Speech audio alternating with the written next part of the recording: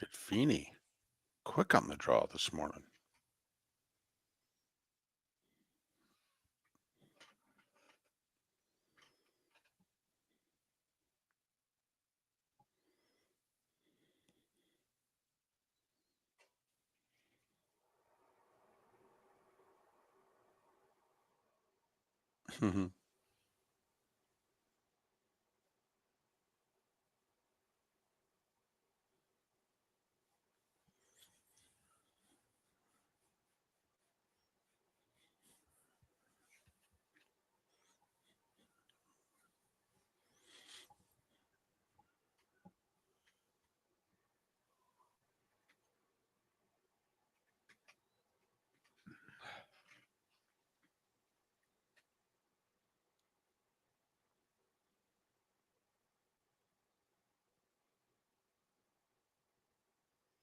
Yes, kind of relief.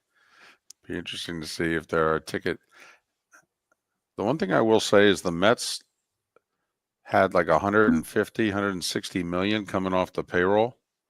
So the funny thing is they still have 100 million to spend just to meet last year's payroll.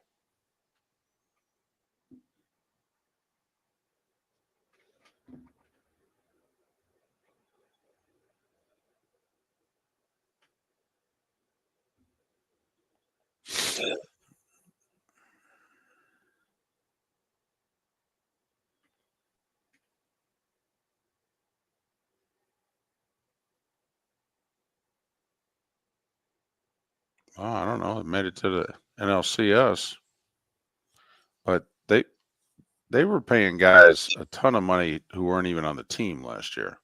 Like they still had one more year of Verlander, Scherzer, the backup catcher with the Orioles. I mean, they had $70 million tied up in guys not even on the team.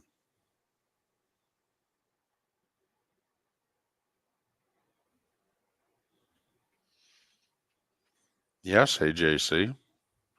Hell of a day. Wancho.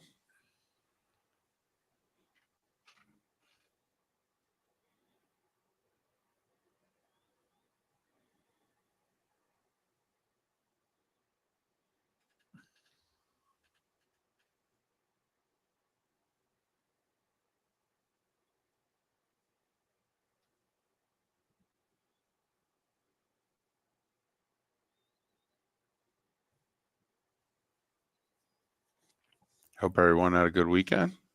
Thanks for joining us.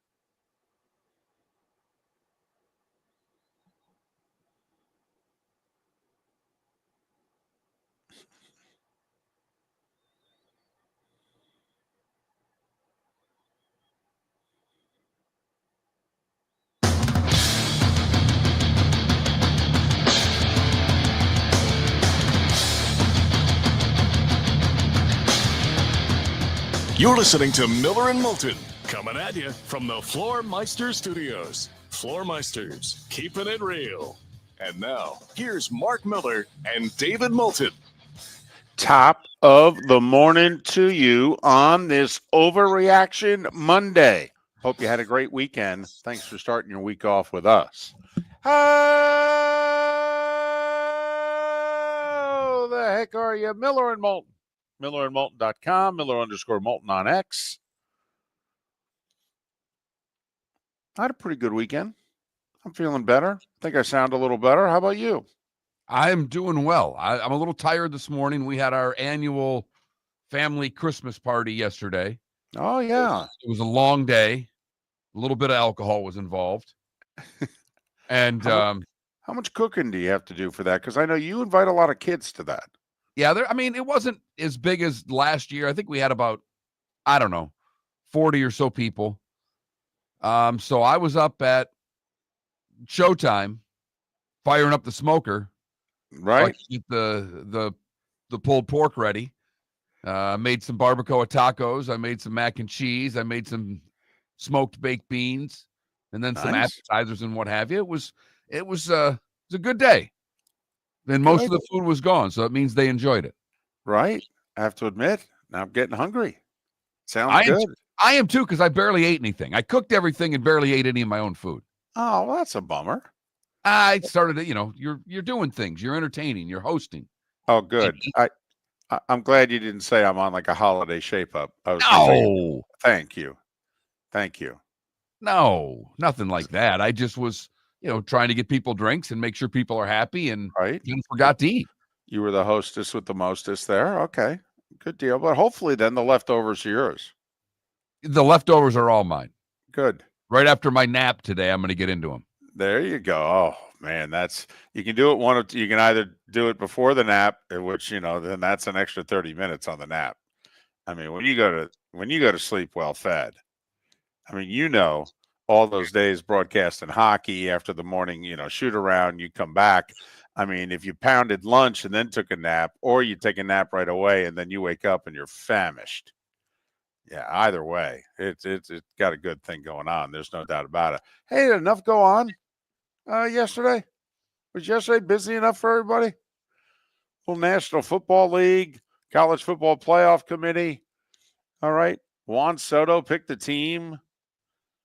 A couple of guys got into the Baseball Hall of Fame. I mean, was yesterday busy enough? Pretty solid weekend all in all, right from Friday on, with the championship game starting, and then the championship game Saturday were pretty damn good.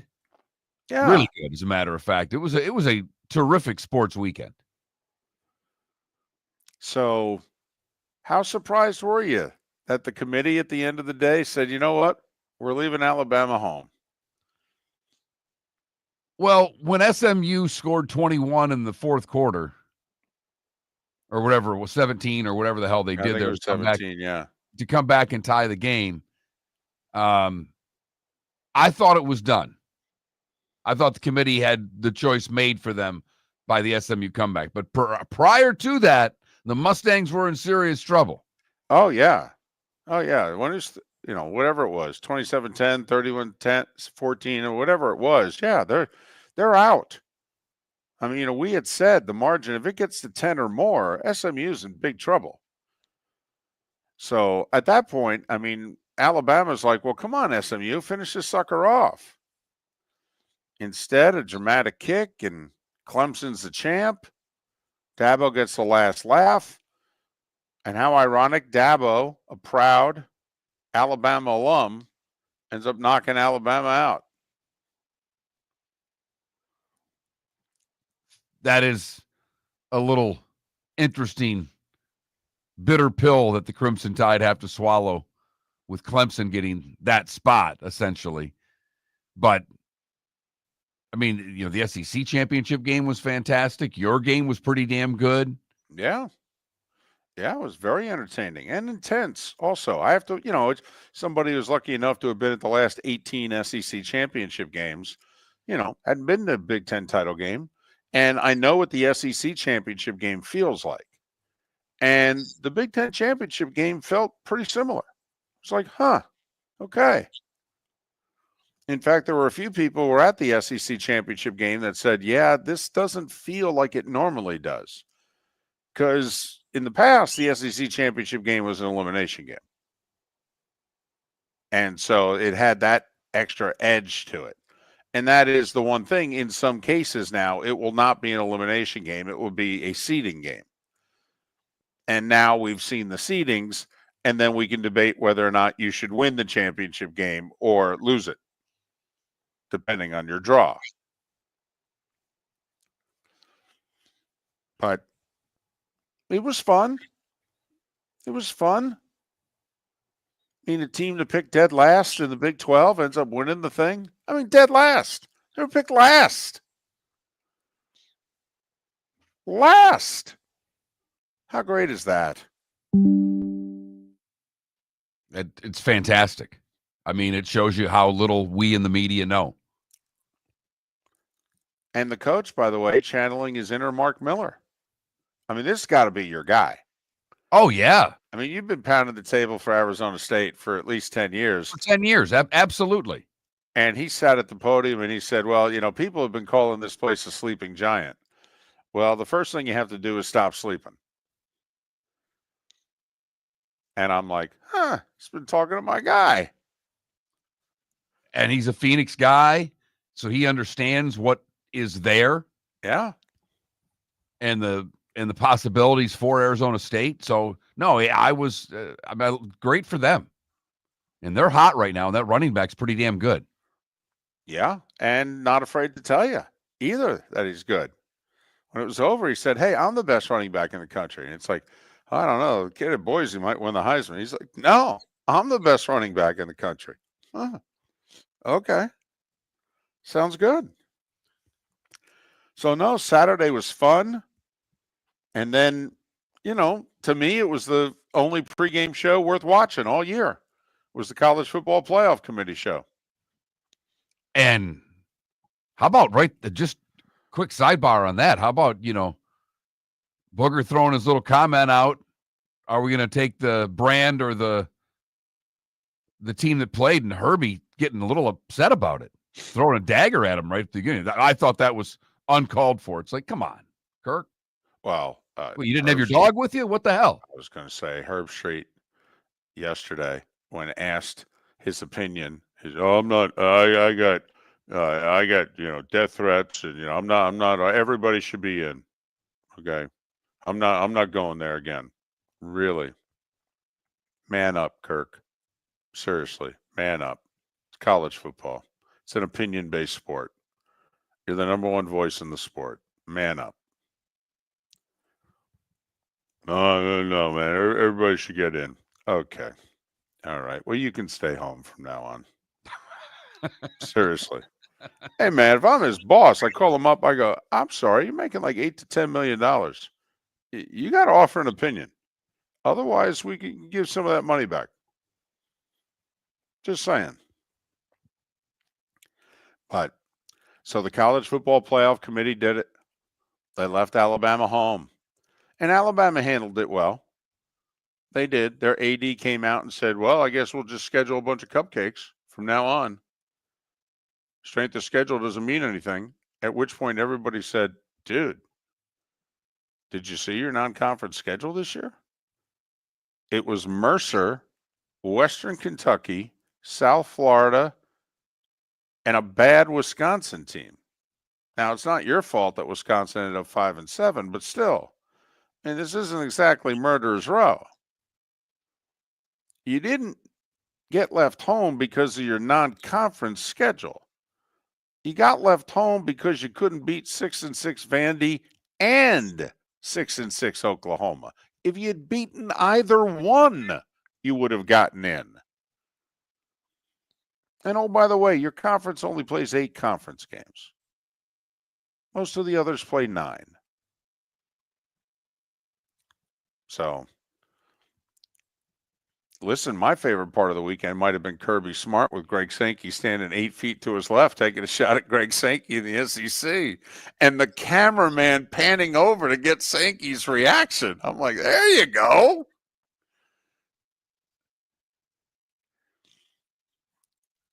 How do you guys feel about post-game? I don't know if anybody loves post-game more than you, David. I love post-game because post-game's your best shot to get the truth.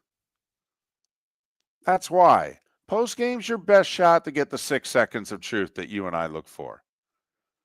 The emotions are riled up, right? It's why you and I hate the whole 10, 15-minute cooling off period. No, man.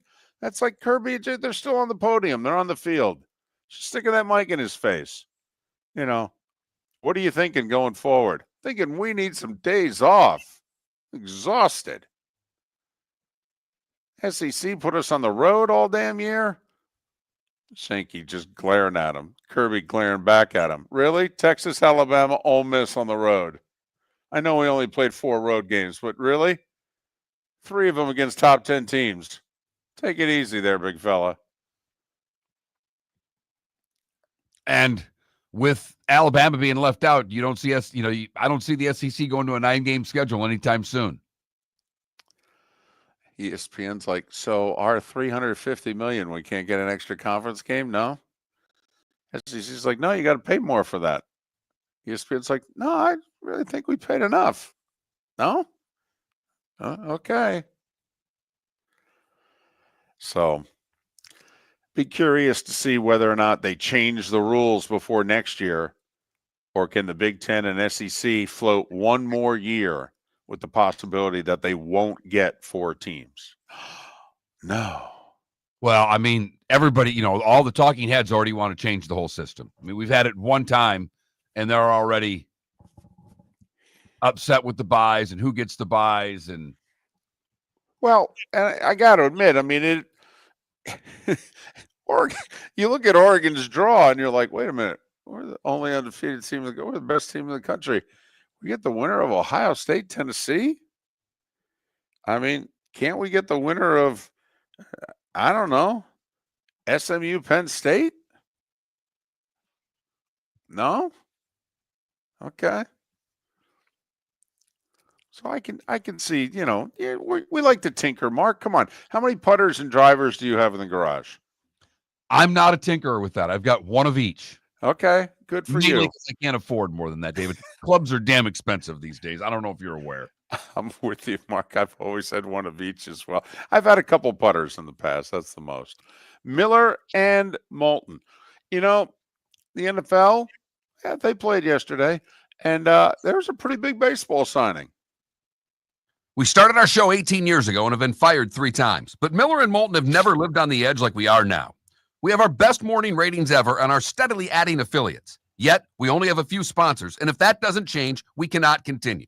But if you want to advertise on Miller and Moulton, reach out to one of us directly by texting sponsor to 21,000 or by contacting me on X at @MarkMiller or David at @TheDavidMoulton. You can save Miller and Moulton and make your business some serious money by texting 21,000 now.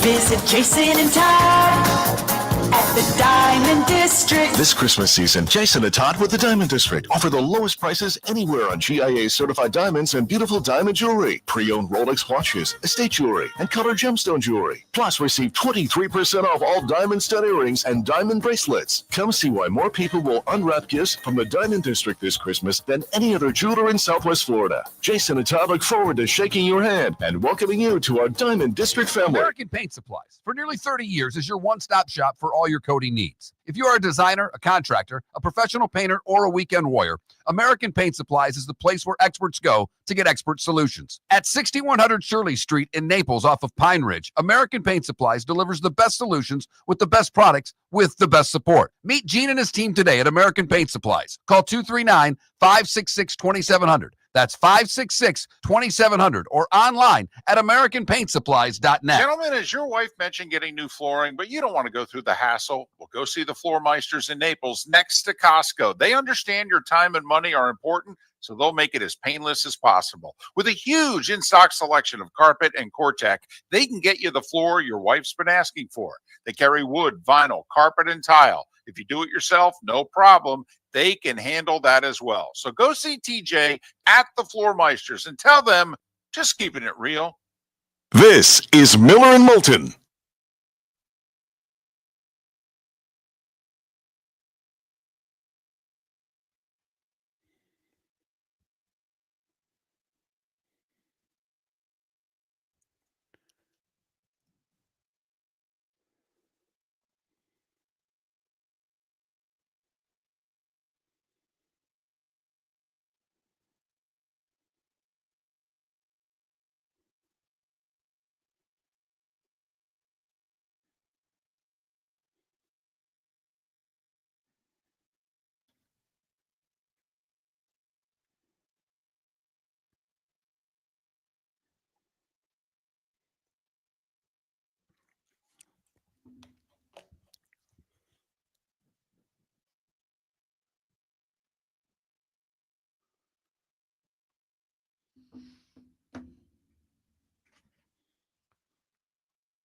So you enjoyed your 44-42, Sonny?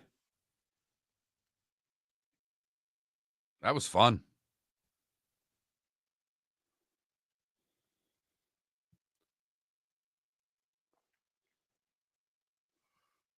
Well, it didn't until yesterday, Canada Relief.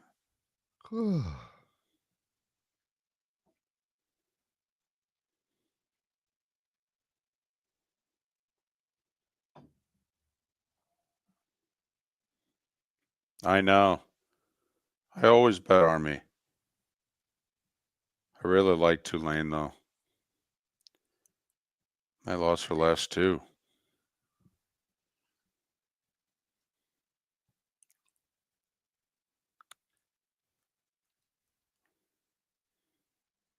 Fired up for Army Navy.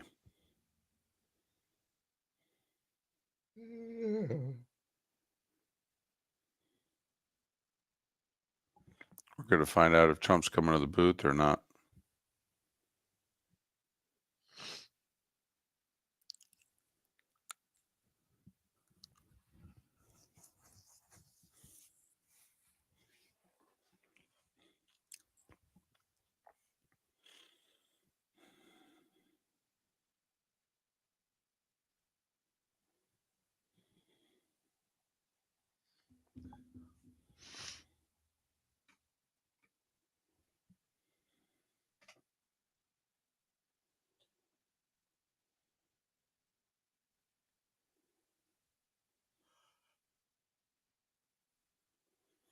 We're going to have to find out, Sonny, whether or not Beck can play.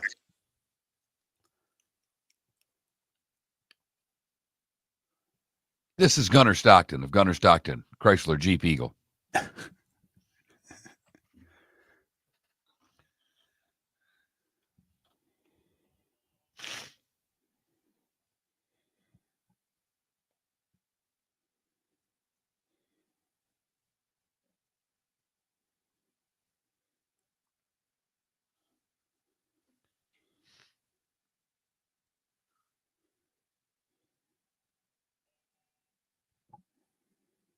Tell you what, how about that hit that kid took?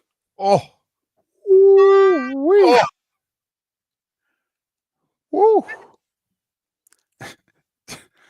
Tell you what, I swear, they allow him to hit on Saturdays much worse. I mean, oh they my got God.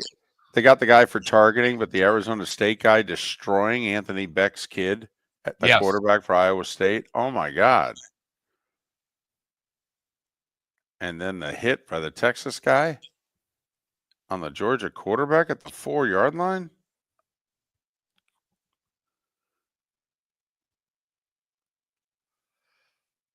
You know how hard you have to hit somebody when the guy's actually got his helmet on properly to knock his helmet off? Wow.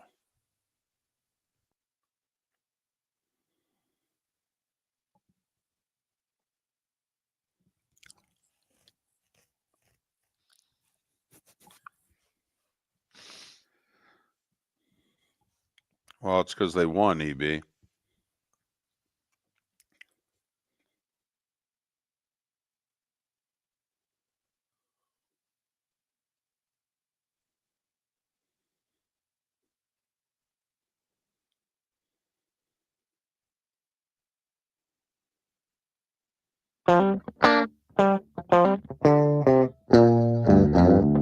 You're listening to Miller and Moulton.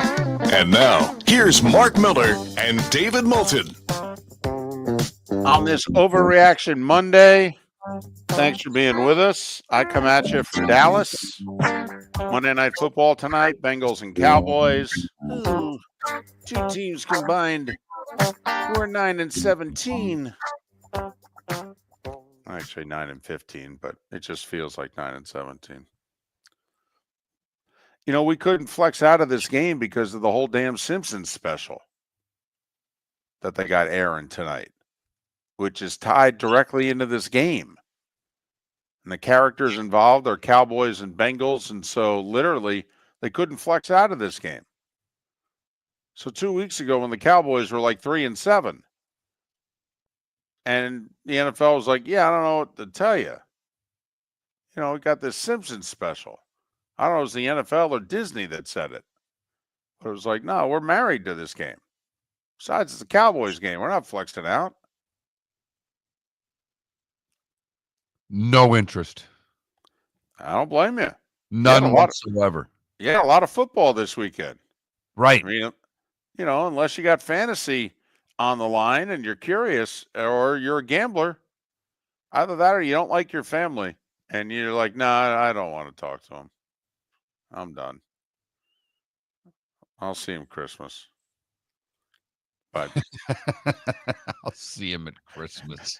that's why I'm in Dallas getting ready for the Cowboys and the Bengals. Mark in the cozy confines of the 239 as we come at you in the Floormeister studios. Floormeisters just keeping it real.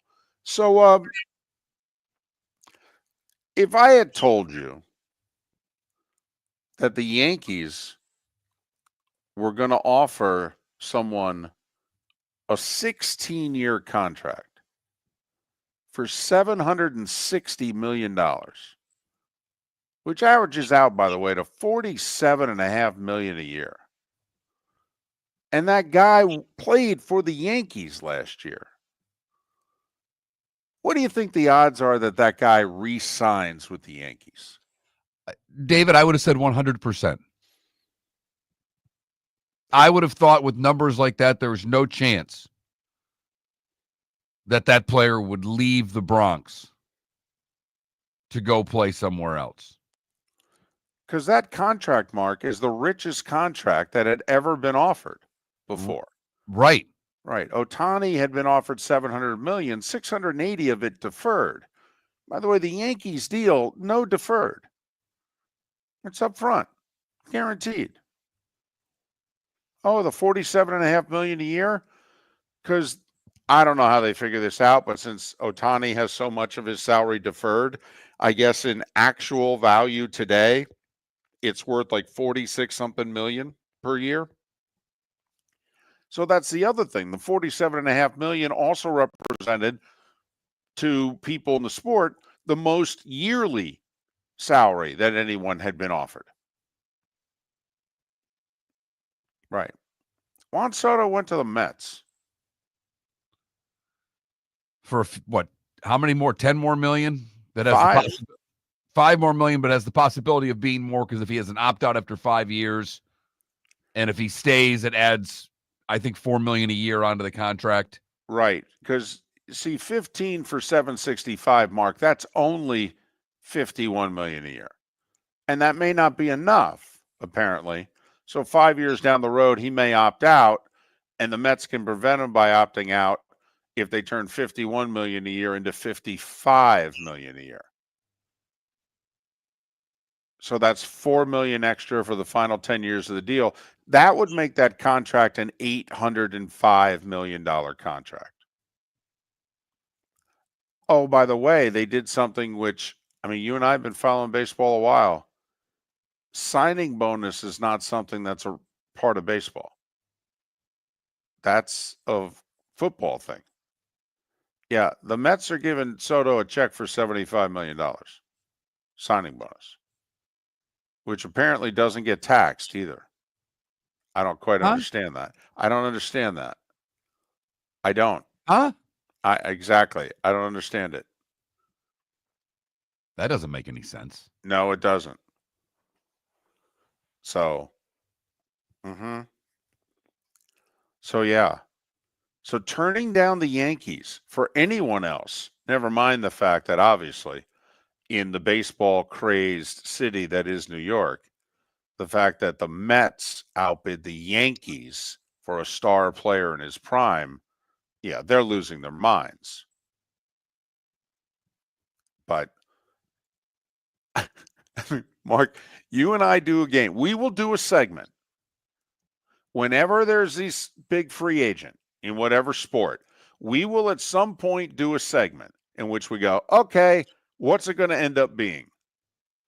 And you and I get pretty aggressive. And our audience goes, you guys are nuts. Right.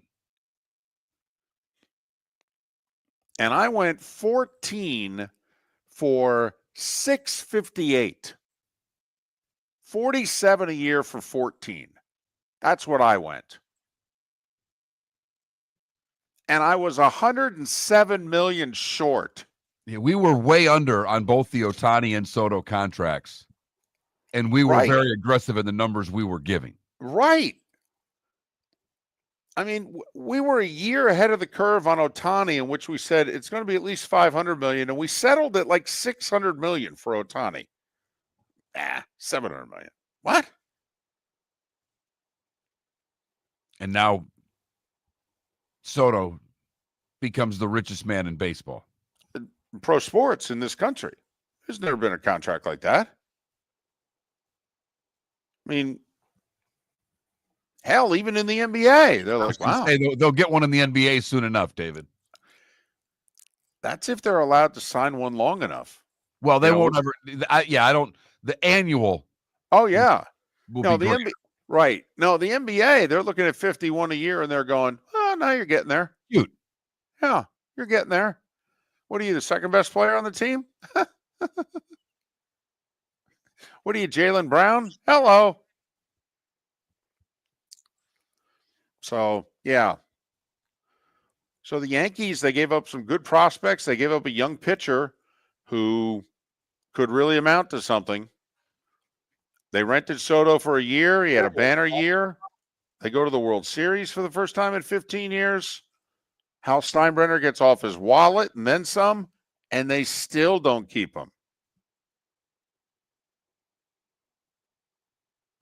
It'll be an interesting day in New York because the Met fans never been able to push his chest out and to the Yankees. Right, the Yankees. Right. A lot of people wearing their Mets hats to work today, David. Oh, there's no doubt. Oh, there's no trash doubt. Talking in offices in every borough. Well, plus that, not only Mark, I don't know if you paid attention, but the two football teams in that city are 5-21. In fact, one of the teams had a banner flowing around, telling the owner to fix this dumpster fire. Some of us are old enough to remember the last time. By the way, in 1978, 3 guys ponied up together for $300 is what it cost to get the private plane to fly the banner over then Giant Stadium. 15 years of lousy football's enough was the banner in 1978. And it apparently sent Wellington Mara over the edge, and he agreed to blow up the organization.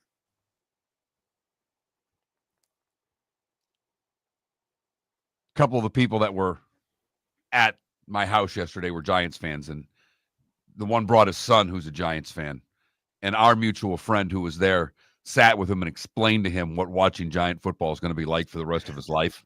Said, you're going to have some highs. I'm going to tell you, you're going to have some great highs. You're going to have some moments that you're going to really enjoy. Right. And the rest of it's going to be hell. I was going to say, the way it's been going lately, you need to question your friend and go, you sure you want to bring him up a Giants fan? I mean, he's young. That's what I said. I said, you got plenty of time to pick another team, young man. Right. You're 11. Don't do this to yourself, kid. It's when you walk up to the father and you go, I thought you said you loved your kids. Miller and Moulton. So, yeah. Hey, listen, you got to do something dramatic to make some headlines this time of year. And $765 million, that'll get you some attention. Starting 5 is next. Defining a new era in men's health. Get stronger and healthier at Game Day Men's Health. With our in-house laboratory, get in, get treated, and get back to your passion and purpose. Call 239-427-3441 for our Bonita Springs or Naples location to set up your free testosterone test and consultation. Mention Miller Moulton Radio Show for a 10% discount on your service. Start living your best with Game Day Men's Health, Bonita Springs and Naples. Call 239-427-3441 today. Have a sleep problem but don't want to wear a CPAP mask? This is Mark Miller for Sleep Treatment Direct. The mask wasn't working for me, and I didn't think I had an alternative. I do. We all do. They have such simple alternatives with greater success than the mask. Visit sleeptreatmentdirect.com. That's sleeptreatmentdirect.com. And if you are like me and your CPAP machine isn't working for you, it's time for a change. Call 239-444-1741. That's 239-444-1741. Sleep Treatment Direct. Sleep safe and sound. Wine glasses never fall over until you get a brand new rug. Oh no! Ketchup bottles act normal till you're wearing a new shirt. Oh, you kidding me? And rocks slide peacefully on the road till the day you get a brand new windshield. Then they fly up off the road and attack without mercy. That's why new windshields from Glass Doctor come with our windshield protection plan. Unlimited repairs and one replacement for 12 months. Don't just fix it, protect it. Glass Doctor, a neighborly company. The world-famous cigar bar started as a neighborhood place in downtown Fort Myers, and now it's a brand, a destination, with 4 locations. The original place, Henry Street, Fort Myers, Gulf Coast Town Center, on Southeast 47th Terrace off the Cape Coral Parkway, and the Lounge on West 1st Street in Fort Myers. A place to go, whether you just need a relaxing drink and a smoke after a tough day at work, or a place to go celebrate. From relaxation to celebration, the world-famous cigar bar. This is Miller and Moulton.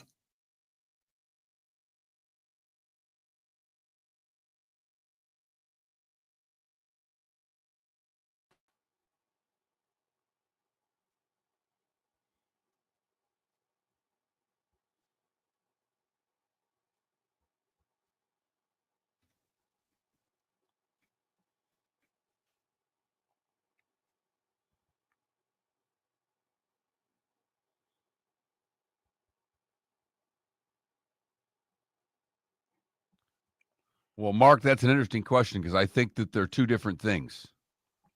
You know, loyal, I would say the Browns fans the most loyal. Most fed up could be any of those.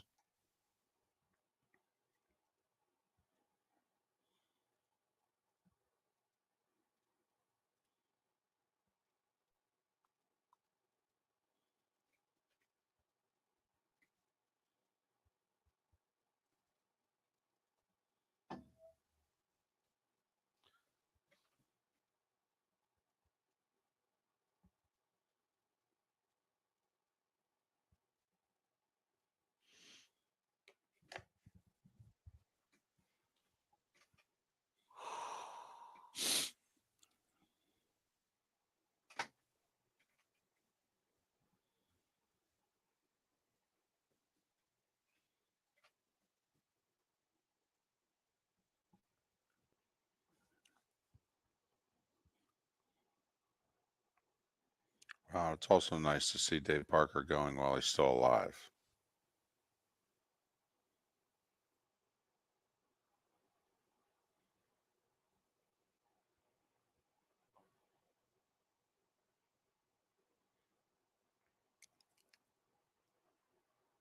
Mark, there's a lot of, I mean, you're missing the Lions, you're missing the Bills. You know, just because they're a good team today doesn't mean that, you know, they haven't suffered.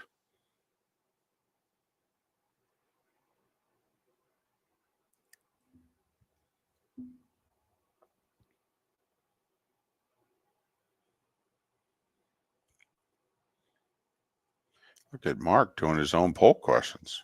I'm all for him.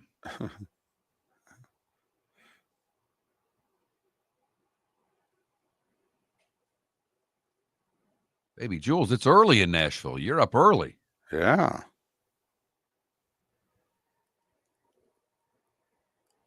Boy, between the Titans and the Preds, hell of a sports scene going on in Nashville these days.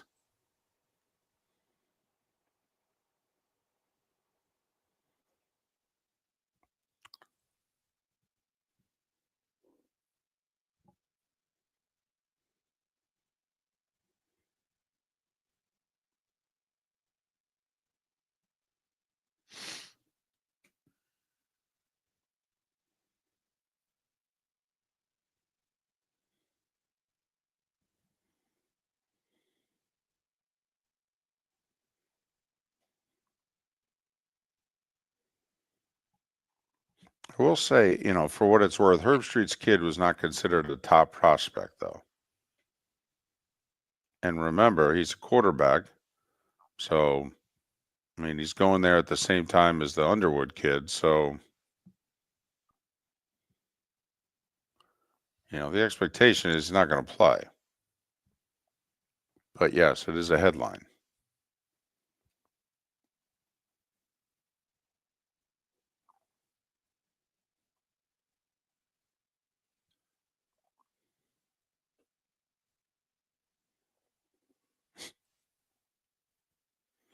No, Racer, and I don't see us getting there, but I appreciate it. If we get there, we'll get to. I was at stopped at a couple drinks on Thursday with some guys, and it's the British Open pub, so there's a couple Right. English guys in there. Soccer on one TV, they put cricket on the other. And the guys explained to me this could be a 5-day match. I'm like, are you out of your flipping mind? I'm done. He goes, it's the purest form of the sport. I don't know what to tell you. I'm not interested. Although, it sounds like half that match would air on your network, though. Yes. Yes, it would.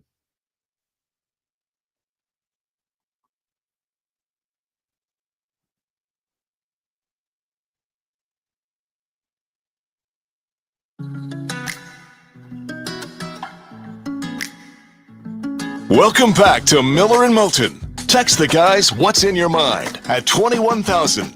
That's 21000. And now, here's David Moulton.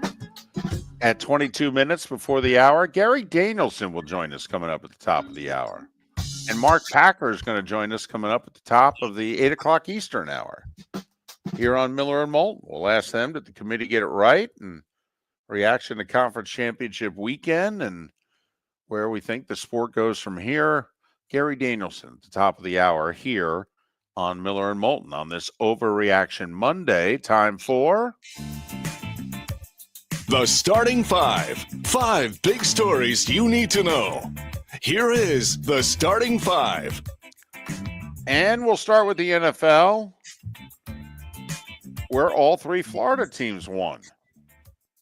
Obviously, that hasn't happened very often, considering the one Florida team only has 3 wins.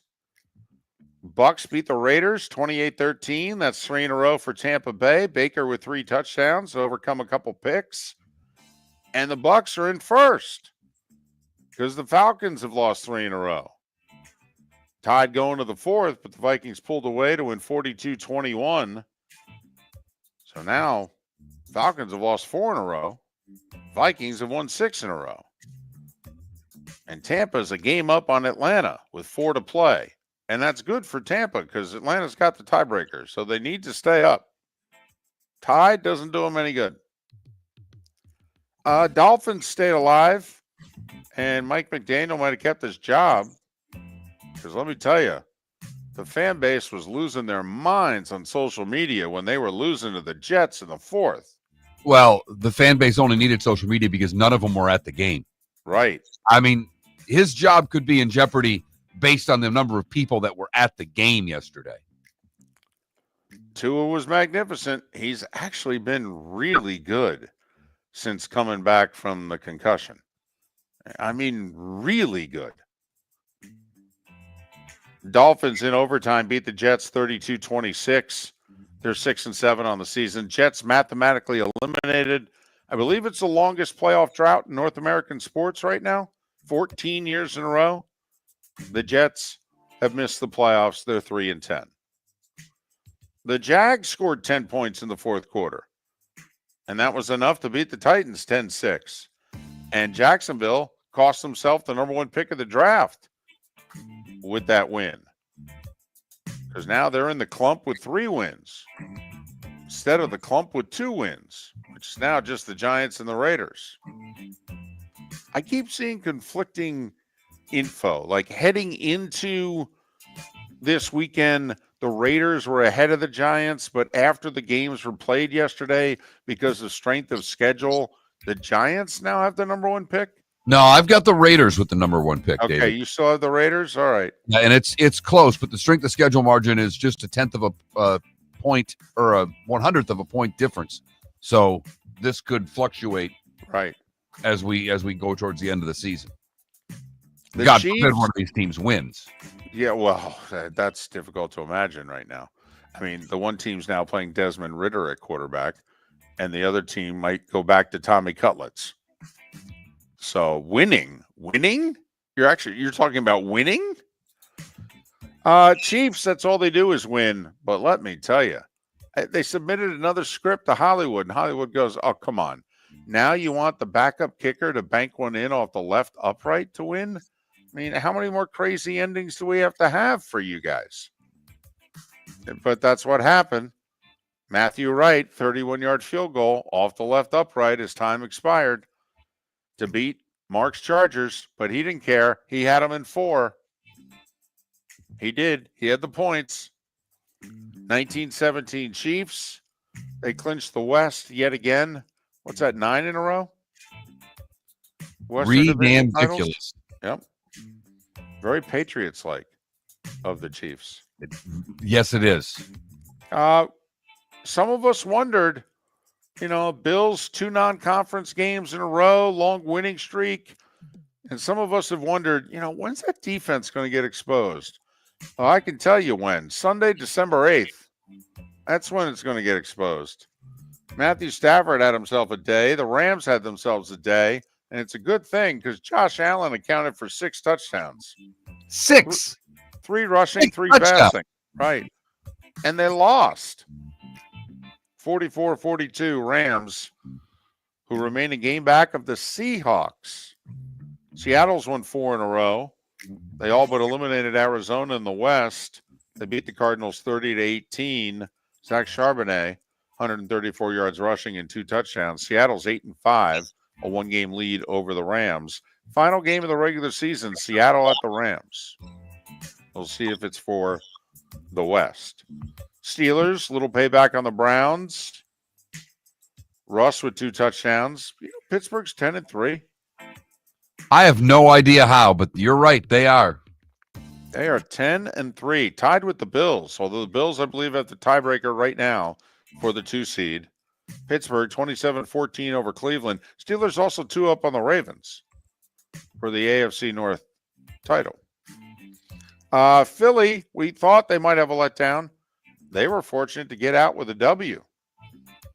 Eagles have won 9 in a row, however. Saquon, another big day. Eagles 22-16 over the Panthers. Brock Purdy and the Niners bust out. Scored 24 points in the first half. Beat the Bears 38-13.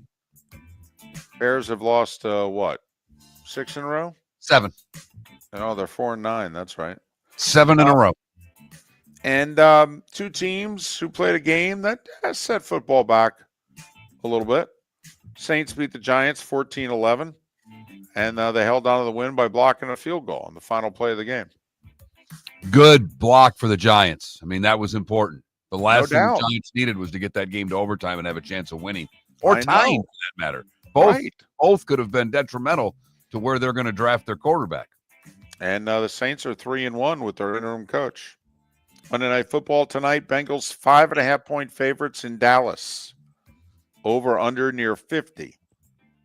So basically you're looking at like a 28-22 type game. College football, the playoff committee chose SMU over Alabama for the final at-large playoff spot. So the Big Ten got 4, SEC 3, ACC 2, Big 12 1, Group of 5 1, and Notre Dame got a bid. Top 4 seeds in order: Oregon, Georgia, Boise State got the 3 seed over Arizona State. And it bothers the Big 12, and it bothers Arizona State for this reason. The better the seed you are, you get to choose your bowl location. Well, Oregon's tied to the Rose Bowl. Georgia's tied to the Sugar Bowl. The 3 seed is tied to the Fiesta Bowl. Obviously, Arizona State would have loved to have been playing essentially a home game. But Boise will play in the Fiesta Bowl, and Arizona State, as the 4 seed, will play in the Peach Bowl in Atlanta. They'll play the winner of Clemson, Texas in a 5-12 matchup. Oregon's going to play the winner of Ohio State, Tennessee. Boise's going to play the winner of Penn State, SMU.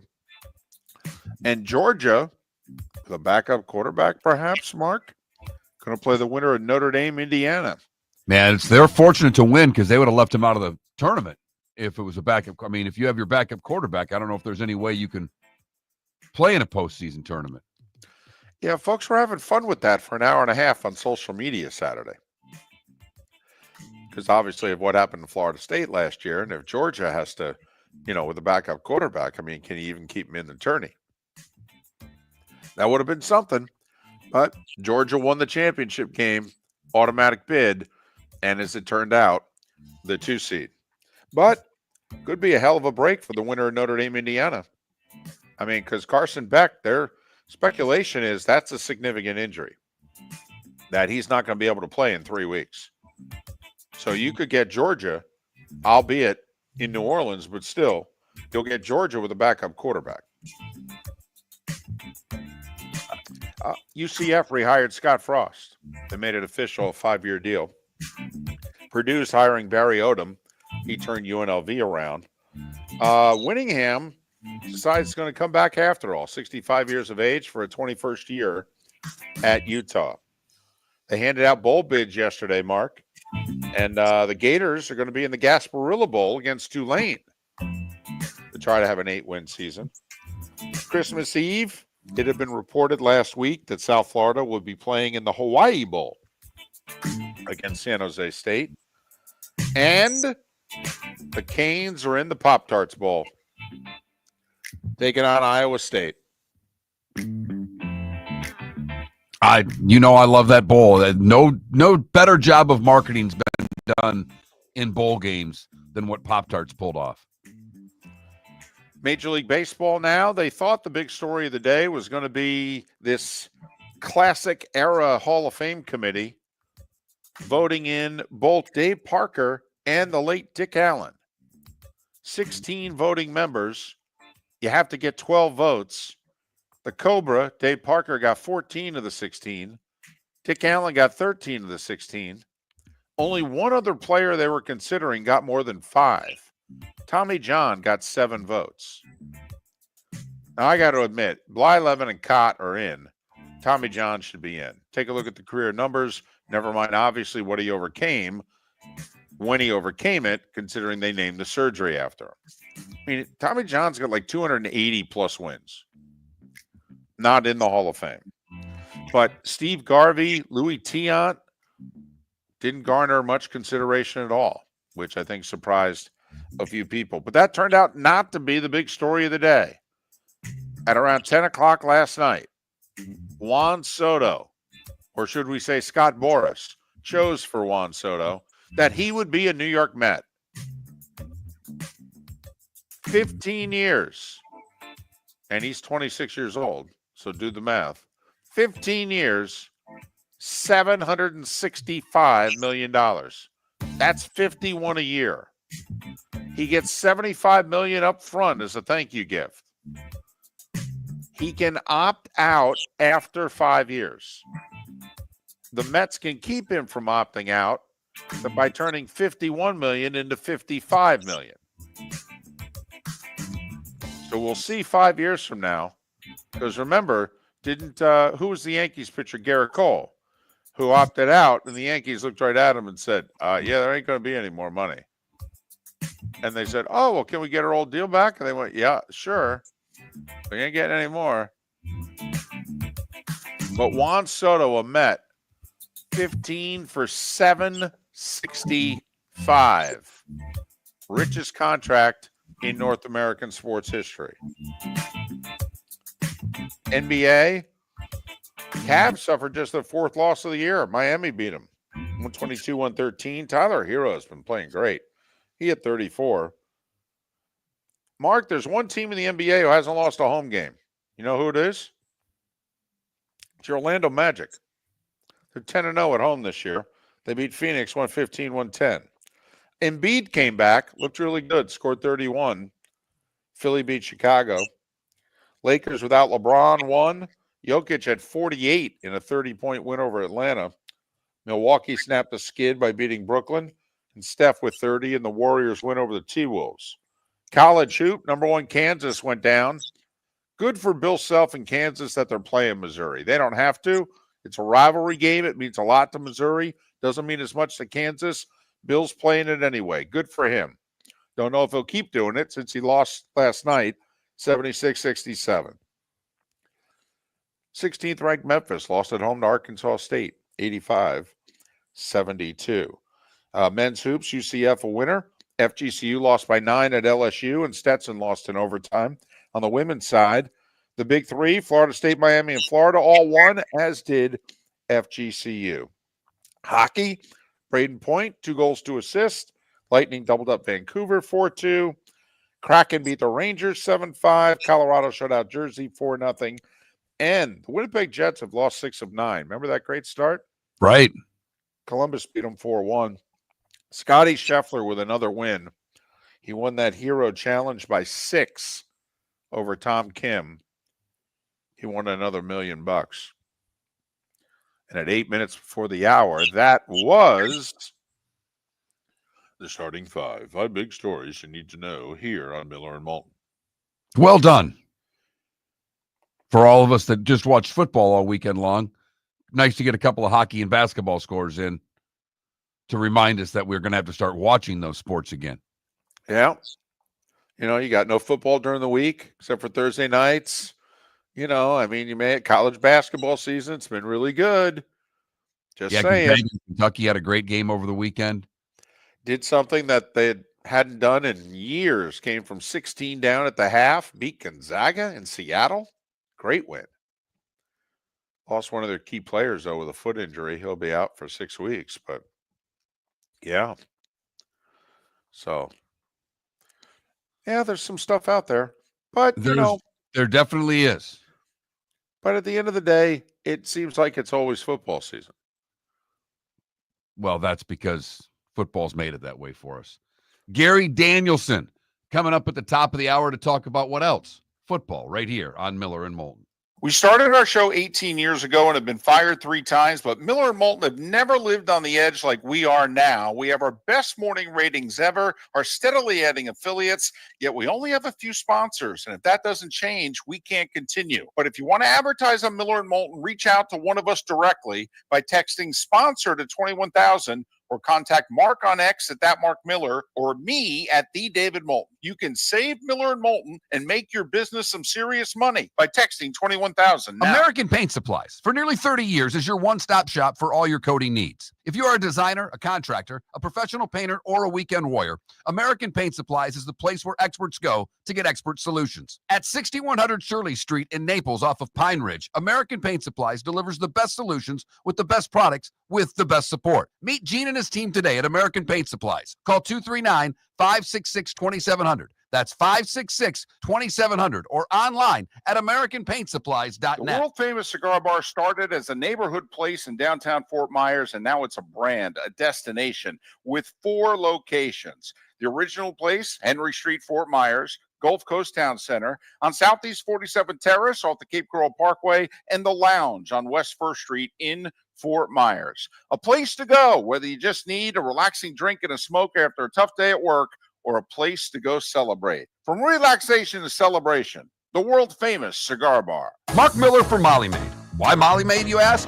Trust. Moulton was a customer for 15 years. Affordability. Didn't I just say Moulton was a customer for 15 years? Worry-free services. Our professional house cleaners are fully insured and a 24-hour warranty. Call Molly Maids today at 239-774-5839. That's 239-774-5839 or online at mollymaid.com/FTMYERS. That's mollymaid.com/FTMYERS. Gentlemen, as your wife mentioned getting new flooring, but you don't want to go through the hassle, well, go see the Floor Meisters in Naples next to Costco. They understand your time and money are important, so they'll make it as painless as possible. With a huge in-stock selection of carpet and Cortec, they can get you the floor your wife's been asking for. They carry wood, vinyl, carpet, and tile. If you do it yourself, no problem. They can handle that as well. So go see TJ at the Floor Meisters and tell them, just keeping it real.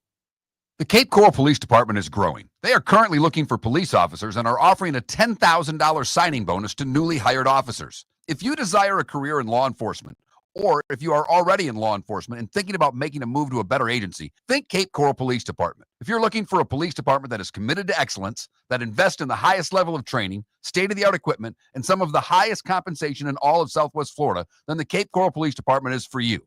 Visit capecops.com. That's capecops.com. This is Miller and Moulton.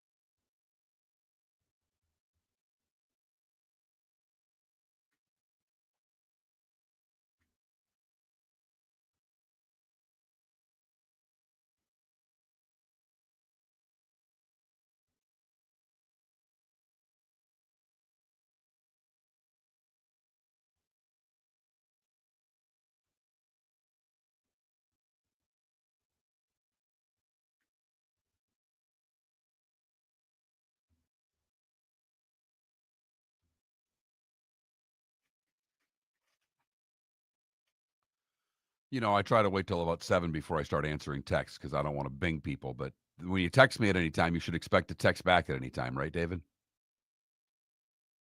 Oh, you're on mute. Do you know that? Not now. Not now. You're not. Yeah, I'm with you.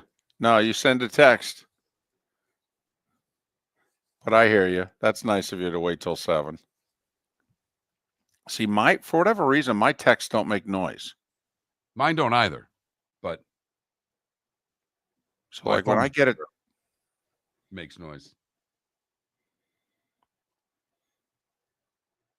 You calling Gary? Yeah, I guess so.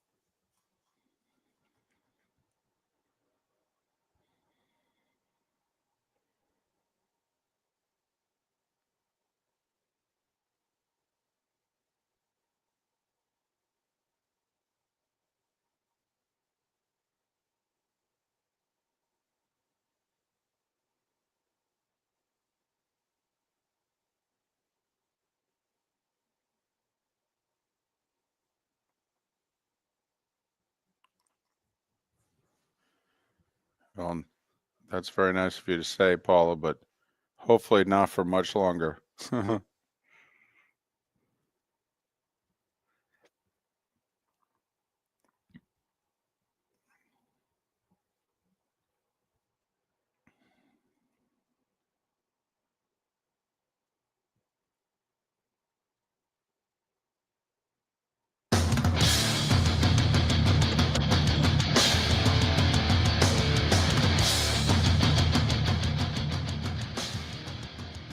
You're listening to Miller and Moulton, coming at you from the Floor Meister Studios. Floor Meisters, keeping it real.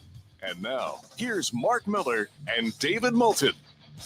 Hour 2 of Miller and Moulton on this Overreaction Monday begins with Gary Danielson, part of the Big Ten on CBS. Gary joining us on the American Paint Supplies Hotline, your one-stop shop for all your coating needs. First off, Gary, thanks for joining us. How are you? I'm doing well. How you guys doing? It was a nice, relaxing Sunday, so enjoyed it. Obviously, you just did Oregon and Penn State. I think it was the third time this year that you saw both teams. So we'll start there. Just your thoughts on the Ducks, the only unbeaten. What Penn State, is this Penn State team different as we head into the playoffs? Well, that's the question, I guess, right? I mean, going into the game, one of the things I noticed most about Oregon is they're very deep. They're fast. They've got a quarterback that is so experienced. And, I mean, maybe as quick as release. David, you were there. I mean, he might have a quicker release than Tua, and we can see what Tua is doing in the NFL. He was very impressive. But the thing I saw most about Oregon, watching a couple game tapes, is they really never faced another quarterback. Will Howard was the only one who they faced all year, and he threw for 350 some. And Penn State, with average wide receivers and Drew Aller, had a pretty good game. So, I don't think there's any guarantee that Oregon, as good a team as they are, is going to dominate in the playoffs. Penn State, this was their chance. They just looked, like ready to prove that they could play. And I was very impressed with the way they battled in this game. But that just sets up the next game for Penn State, if you ask me. I mean, they lost the game, but I think their fans were satisfied with the way they played. But the next two, they better win the next two. Oregon, are they strong enough up front when they've got to play again? Because obviously you mentioned their speed. How are they at the line of scrimmage? And do you think they're going to be any vulnerability there, Gary? I do. I think they're a team that, against a top-line team, they will compete. I mean, you're going to have to score in the 30s to beat them. I mean, they're they're tough to stop with that offense. I mean, they're just too good at too many positions. So, but they're not over the top strong on defense. But then again, you start thinking of teams that have won the championship, the way college football is built and the way the rules are. I mean, who is good on defense anymore? Remember the Ohio State-Georgia game?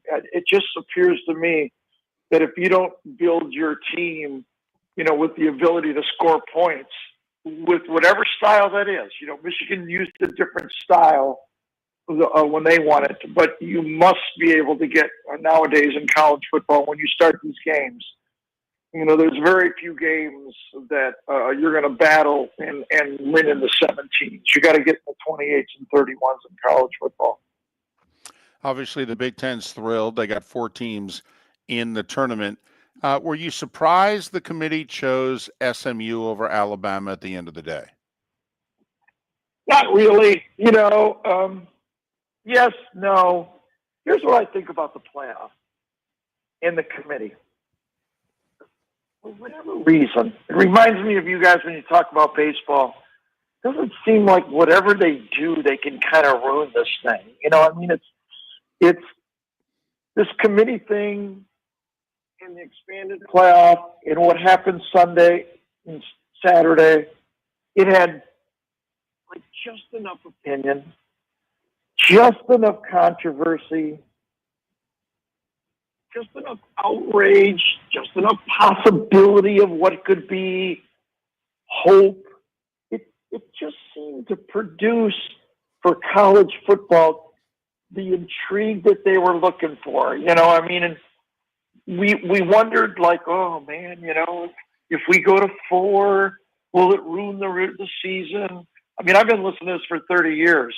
If we cut our scholarships from 130 to 85, will that ruin it? If they transfers, will that ruin it?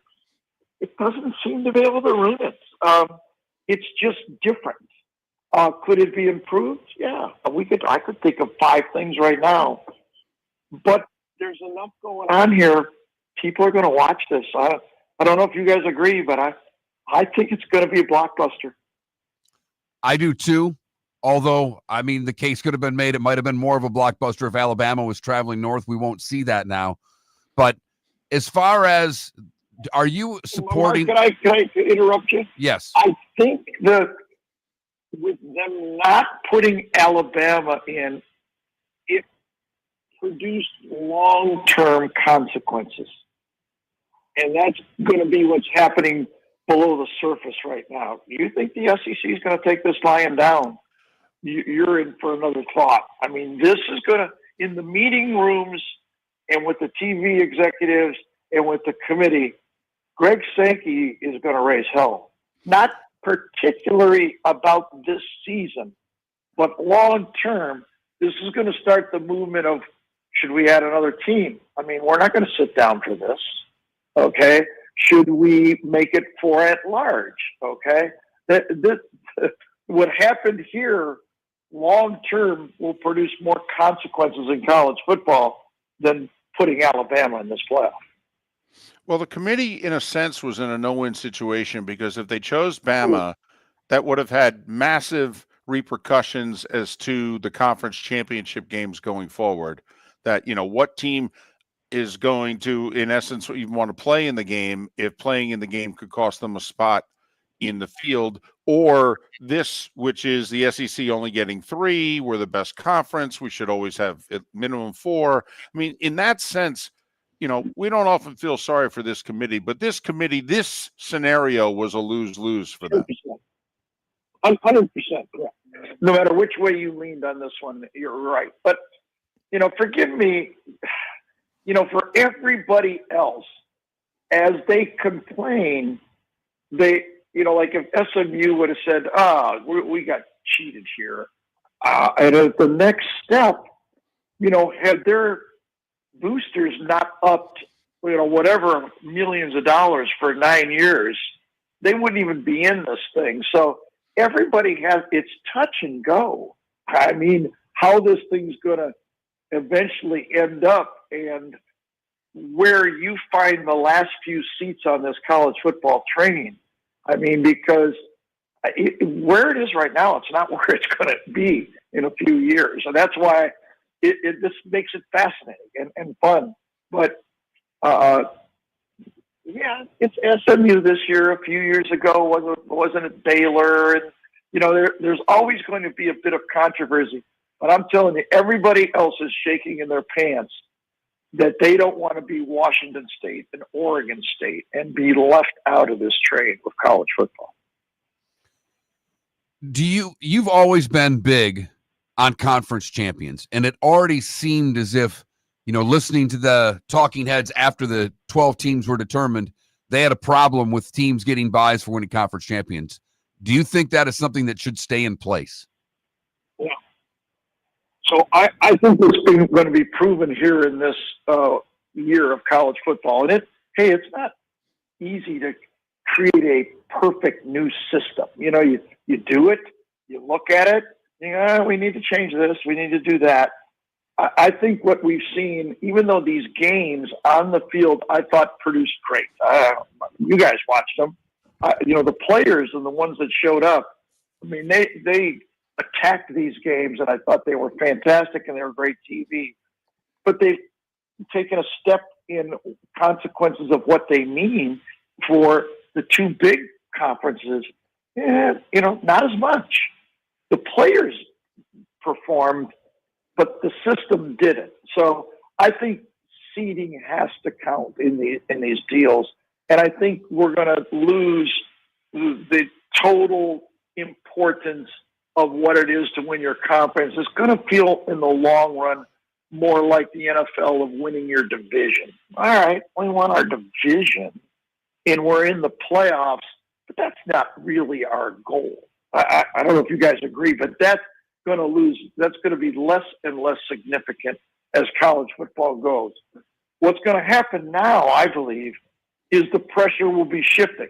And that's what people like to watch. That's why the Olympics work. You know, I told you the guys before, I think you're the same way. I don't ever watch track and field or gymnastics or swimming, you know, all year. But when you put a gold medal there in 4 years of work, you know, that you can feel the pressure. The pressure, and I'll ask you guys, going into this playoff, I think the pressure really is on 3 head coaches. James Franklin, Ryan Day, and Marcus Freeman. That's where the pressure, that's where the intrigue will be on those coaches, because they got home games. They've got, to their fan base, competition that doesn't match their stature, and these coaches got to win. I agree. I mean, Ohio State, Tennessee, that'll be Tennessee going north. You know, whether they should be or not, that's up for debate and all that. But yeah, I mean, Penn State at home for SMU, and obviously Notre Dame home for Indiana.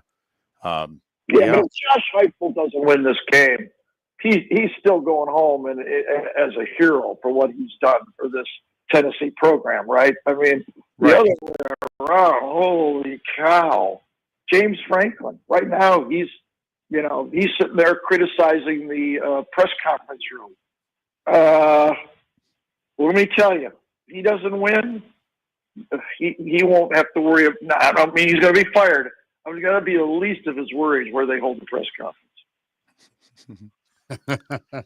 What, 1-14 against top 10 teams or something like that? That's a daunting number in front of James Franklin. Yeah, but his path and his home game and who they're playing. I mean, it doesn't take me to talk about this. I mean, the biggest problem with this playoff is that they don't reseed. I mean, Oregon, for the season they had, it just doesn't make any sense. And I think everybody realizes that now because of the buys that produced the slotting of the first 4 teams with the bye. I mean, first of all, they don't get a home game.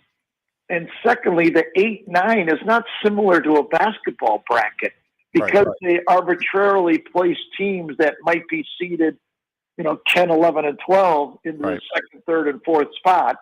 maybe we don't include number 2, but 3 and 4 for sure. Okay. Now it's bastardized the second round of these playoffs. So Gary, that's the problem with it. Yes. unfortunately, we're up against it. Gary Danielson of CBS on Miller and Moulton. The Cape Coral Police Department is growing. They are currently looking for police officers and are offering a $10,000 signing bonus to newly hired officers. If you desire a career in law enforcement, or if you are already in law enforcement and thinking about making a move to a better agency, think Cape Coral Police Department. If you're looking for a police department that is committed to excellence, that invests in the highest level of training, state-of-the-art equipment, and some of the highest compensation in all of Southwest Florida, then the Cape Coral Police Department is for you.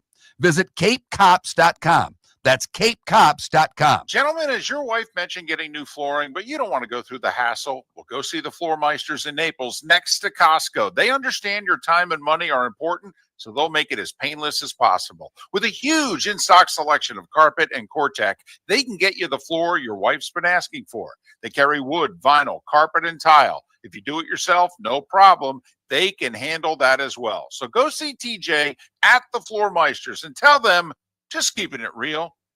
American Paint Supplies, for nearly 30 years, is your one-stop shop for all your coating needs. If you are a designer, a contractor, a professional painter, or a weekend warrior, American Paint Supplies is the place where experts go to get expert solutions. At 6100 Shirley Street in Naples off of Pine Ridge, American Paint Supplies delivers the best solutions with the best products with the best support. Meet Gene and his team today at American Paint Supplies. Call 239-566-2700. That's 566-2700 or online at AmericanPaintSupplies.net. Mark Miller for Molly Maid. Why Molly Maid, you ask? Trust. Moulton was a customer for 15 years. Affordability. Didn't I just say Moulton was a customer for 15 years? Worry-free services. Our professional house cleaners are fully insured and a 24-hour warranty. Call Molly Maids today at 239-774-5839. That's 239-774-5839 or online at mollymaid.com/FTMYERS. That's mollymaid.com/FTMYERS. This is Miller and Moulton.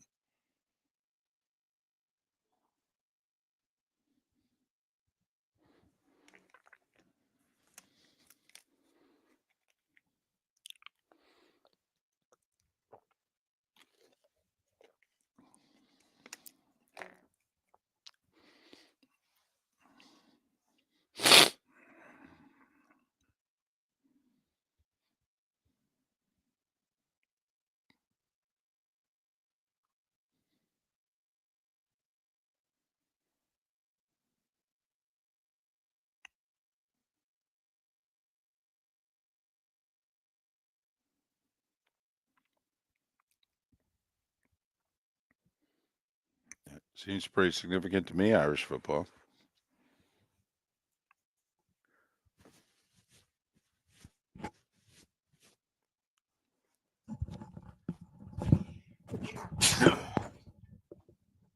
Bless you.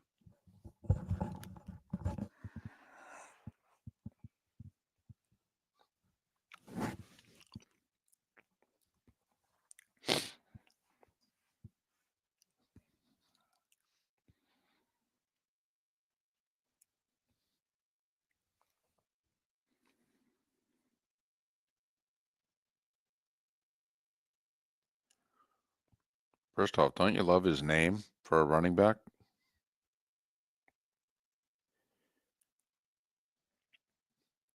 I think it's an awesome name for a running back. What can Scatabo do for you? Exactly. But also Scatabo. Who are you going to give it to? Give it to Scatabo. I was driving Saturday. I had to show a house and drop Maddie off at a birthday party. So I had about an hour of driving and was listening to that game. That's a great name on radio. Yep.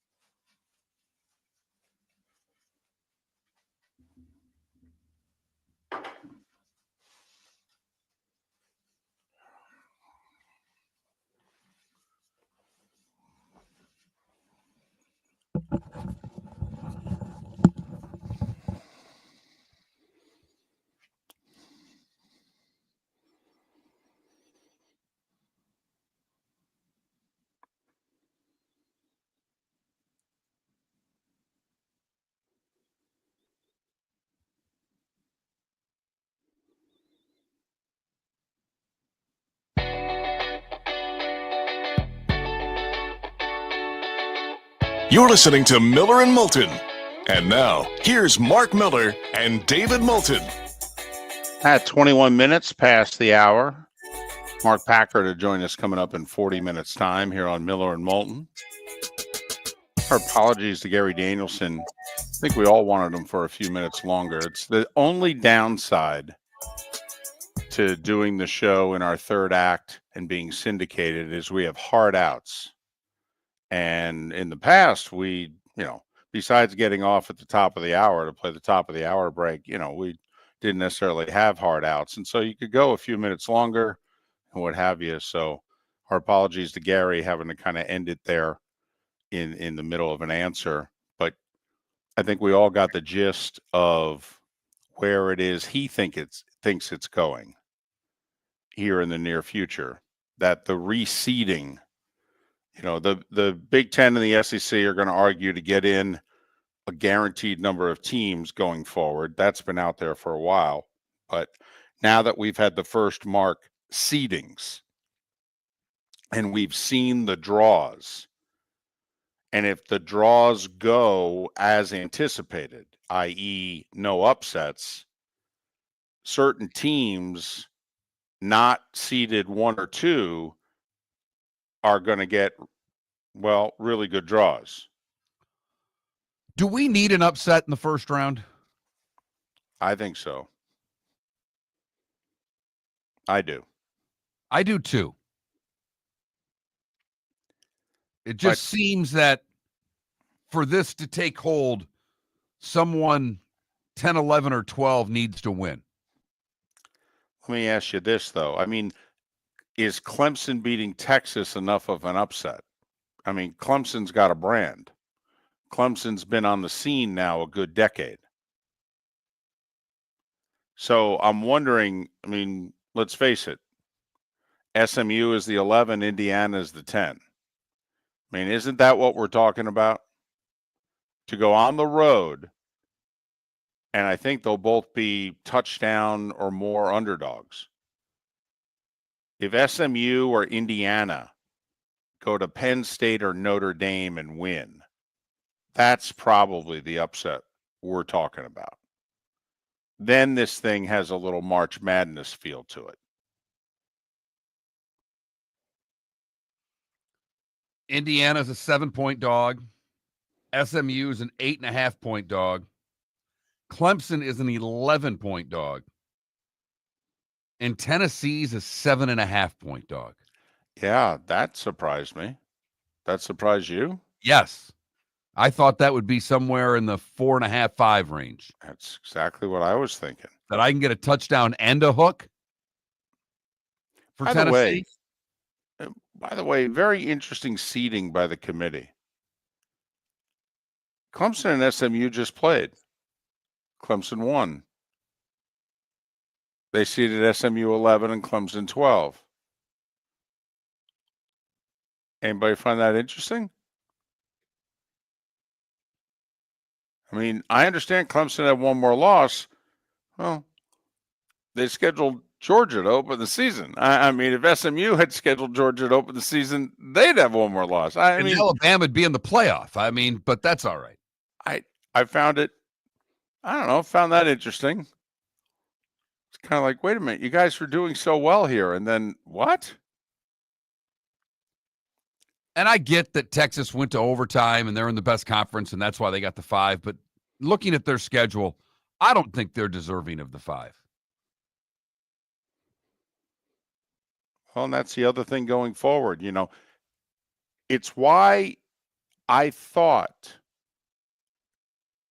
they were going to put SMU in, because otherwise they would have damaged the conference championship games, and I don't think the conference championship games would have recovered. And I think we as fans, we could deal without the conference championship game. But this is kind of like the bowl games. This sport's not ready to give up all these bowl games. We're not interested in them, okay? But the sport is. We could move on from the conference championship games. Yeah, the conferences can't. It's a cash grab. They ain't giving it up. And it's a big cash grab. Right. I mean, they make a boatload of money on these games. And they get to keep it all. So these games are very important to the conferences who are looking at the committee going, yeah, you can't lessen the conference championship games here. So think about it. Texas loses in the conference championship game, but they were the highest seeded team, right, to lose in the conference championship game. So Right. what did they do? They gave them the best wild card seed. Penn State lost in the conference championship game. They were the second highest seeded team to lose. What did they give them? The second highest wild card spot. SMU lost in the conference championship game. What did they do? They kept them in the tournament. I mean, the committee upheld the conference championship games yesterday. Money talked yesterday. That money talked. It did. And we wondered what they would do with SMU if they lost. Fortunately for SMU, they made the great comeback and got the game tied late, or they're out. If that game ends the way the fourth quarter started, SMU would have been out. But we accept this in college. I mean, we have the, in hoop, we have the NIT, we have 47 other tournaments for lesser programs. But it does seem like these bowl games now with a 12-team playoff are just something that's not needed. And I guess if you're, I'm sure Florida fan right now is going, no, we need those. And that's what just let them have practice for another 3 weeks.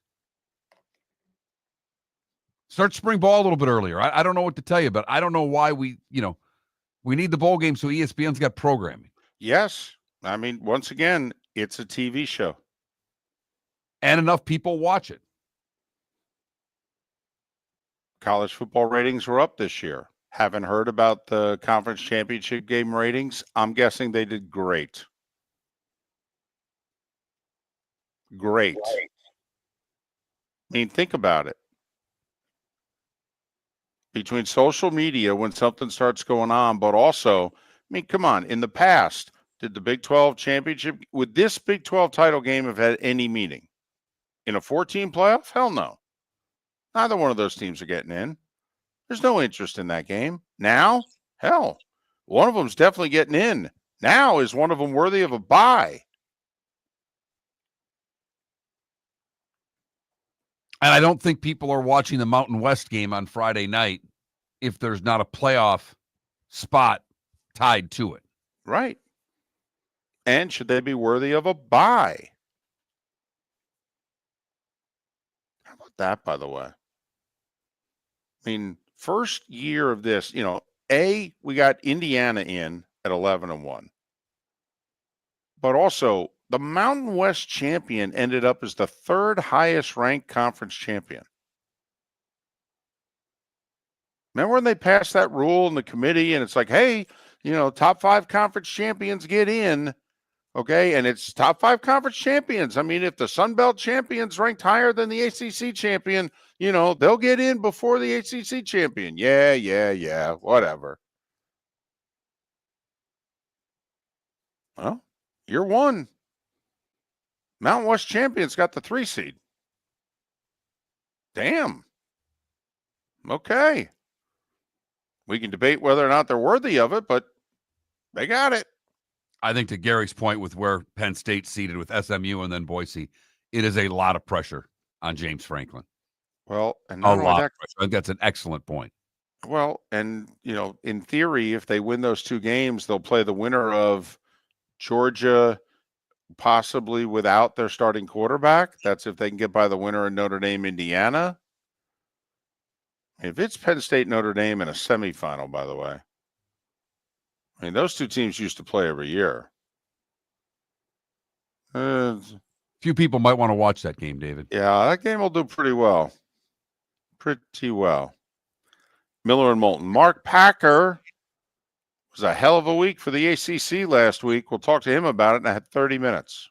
Visit Jason and Todd at the Diamond District. Christmas is almost here, and Thursday the 12th through Sunday the 15th, Jason and Todd at the Diamond District are giving you an extra gift. They're liquidating lab-grown diamond jewelry, diamond studs, tennis bracelets, earrings, and more. All 50, 60, even 70% off. The Diamond District has been your trusted source for natural diamonds for over 20 years, and because they love all diamonds, Jason and Todd now have lab-grown during their liquidation sale. Wine glasses never fall over until you get a brand new rug. Oh, no! Ketchup bottles act normal till you're wearing a new shirt. Oh, you kidding me? And rocks lie peacefully on the road till the day you get a brand new windshield. Then they fly up off the road and attack without mercy. That's why new windshields from Glass Doctor come with our windshield protection plan. Unlimited repairs and one replacement for 12 months. Don't just fix it, protect it. Glass Doctor, a neighborly company. Do you have a sleep problem but don't want to wear a CPAP mask? This is Mark Miller for Sleep Treatment Direct. The mask wasn't working for me, and I didn't think I had an alternative. I do. We all do. They have such simple alternatives with greater success than the mask. Visit sleeptreatmentdirect.com. That's sleeptreatmentdirect.com. And if you are like me and your CPAP machine isn't working for you, it's time for a change. Call 239-444-1741. That's 239-444-1741. Sleep Treatment Direct. Sleep safe and sound. The Cape Coral Police Department is growing. They are currently looking for police officers and are offering a $10,000 signing bonus to newly hired officers. If you desire a career in law enforcement, or if you are already in law enforcement and thinking about making a move to a better agency, think Cape Coral Police Department. If you're looking for a police department that is committed to excellence, that invests in the highest level of training, state-of-the-art equipment, and some of the highest compensation in all of Southwest Florida, then the Cape Coral Police Department is for you. Visit capecops.com. That's capecops.com. This is Miller and Moulton.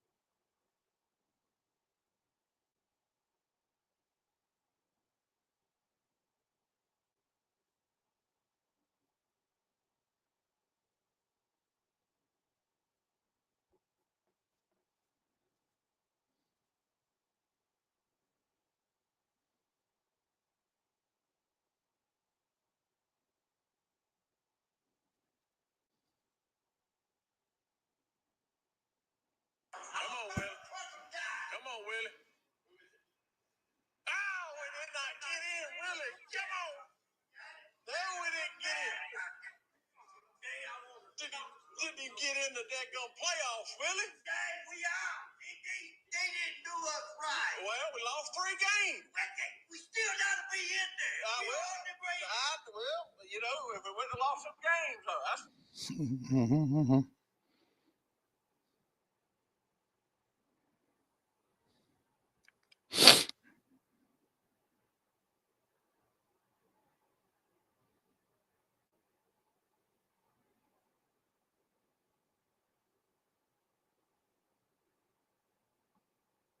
In game 1, Parker, Dave Henderson, and Mark McGuire facing Scott Durrell.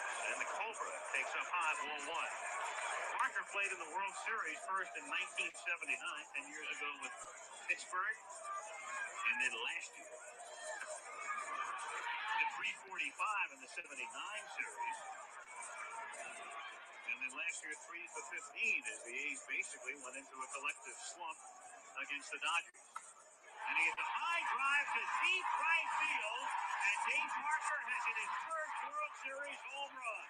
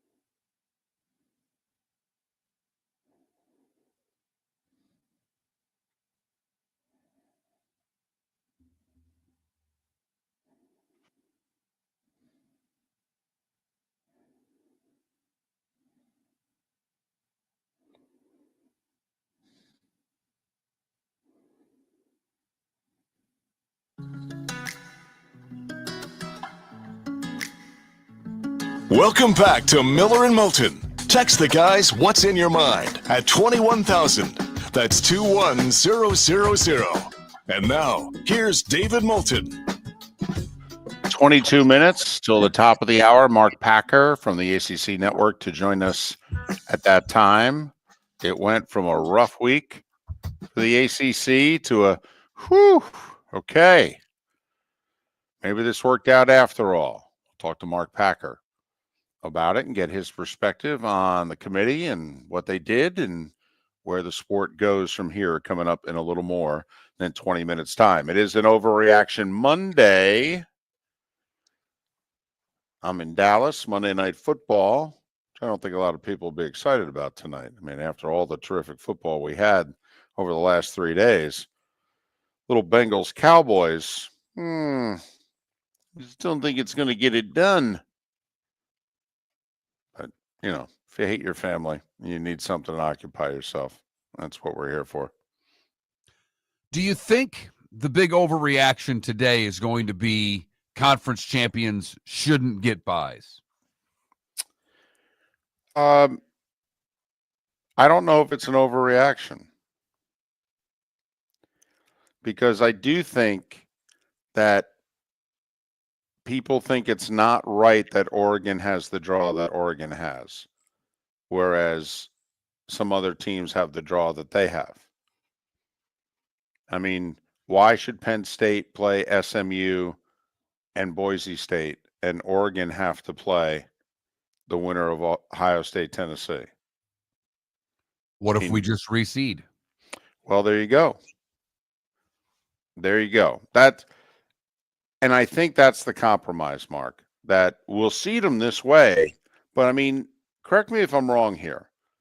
Where did they rank Boise State and Arizona State? I mean, we know what seedings they got, but where do they rank them of the 12?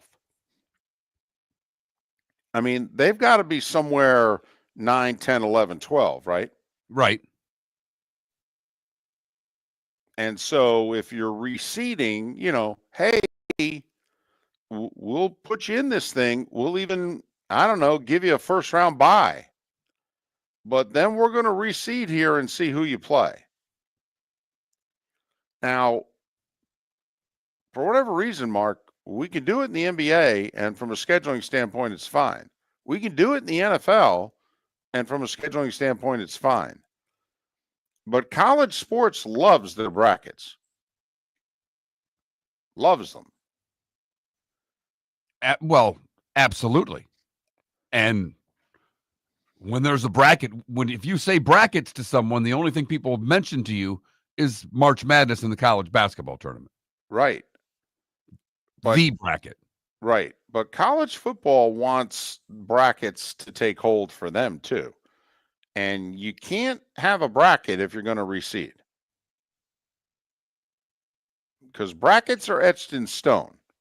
These two teams play, the winner plays this one. Etched in stone. That's a bracket.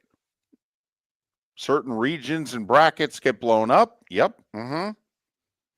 But on paper, this is what was supposed to happen.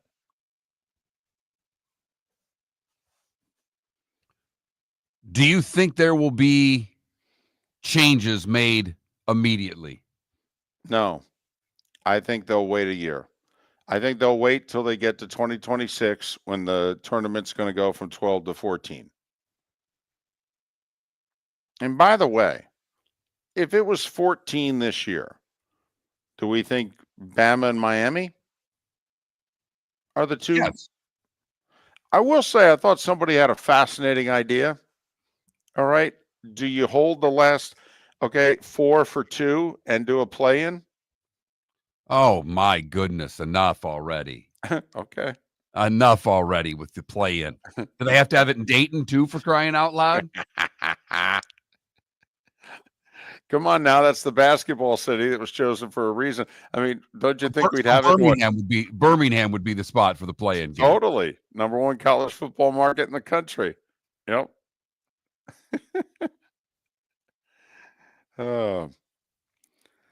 So we figure if this were 2026, when there's 14 bids, so what are we thinking?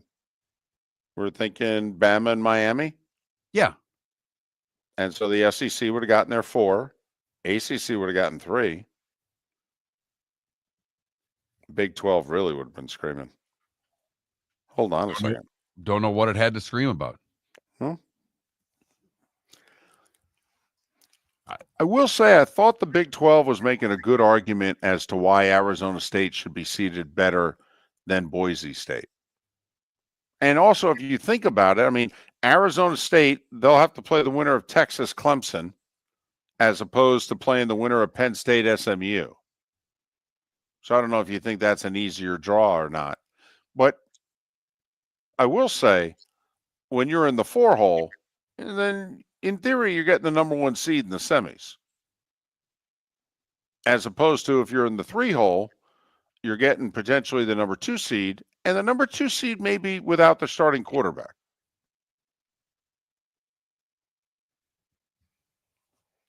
Thank goodness Georgia won, just so we didn't have to deal with all of the controversy that would have come with Beck possibly being out. Boy, you got that right. I mean, it would have been their 3rd loss. They're without their starting quarterback. Hey, you penalized Florida State last year without their starting quarterback. What are you going to do with Georgia this year? Oh, yeah. Yeah, it would have been a nightmare for the committee. An absolute nightmare, David. Instead, they could just lock Georgia in and move on and go, whew. Thank you, boys. And while Oregon, I maybe it's just me, and I know Notre Dame's schedule wasn't that great either, but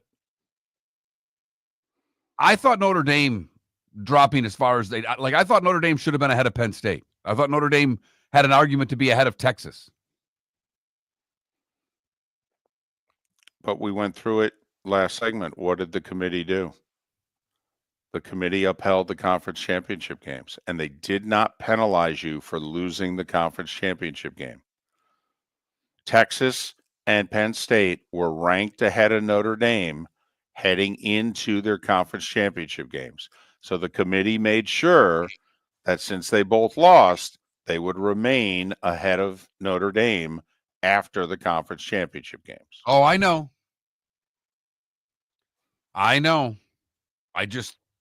I thought Texas was overranked all year. You did. And Texas at the end was overranked. And I think, I'm fascinated to see that game against Clemson. Fascinated. By the way, how many people? A lot higher than I thought it would be. How many people in the 4th quarter of the SEC championship game were watching it and going, why don't they put Arch in? I mean, he's struggling. He's throwing for some yards, but he threw a couple picks, and, they obviously weren't putting points on the board. I mean, I have to admit, it's not only that, it's in the same stadium where Saban put Tua in a big spot a few years earlier. Hey, turn to the backup quarterback, catch a little magic. You're already in the playoff, if you know what I mean. I mean, in a sense, you're playing, house money here. I thought it right before he threw the touchdown pass, right before that drive, I'm like, I think I would have put Arch in here. And then Ewers leads them to the score, and I go, well, that's why you do what you do, and Sark does what he does. But I was thinking about it. Hey, they've got a couple situations. What if Clemson's leading Texas and Austin? Come on now, there's a playoff game. Lose, you're done. Now, we don't have the dynamic reportedly in Austin that we had in Tuscaloosa, which was Tua was going to transfer. I mean, he was gone. And half the wide receivers might have left too, because they were frustrated. Kind of like A.J. Brown is right now, Mark. What do you guys need to improve on offense? Passing.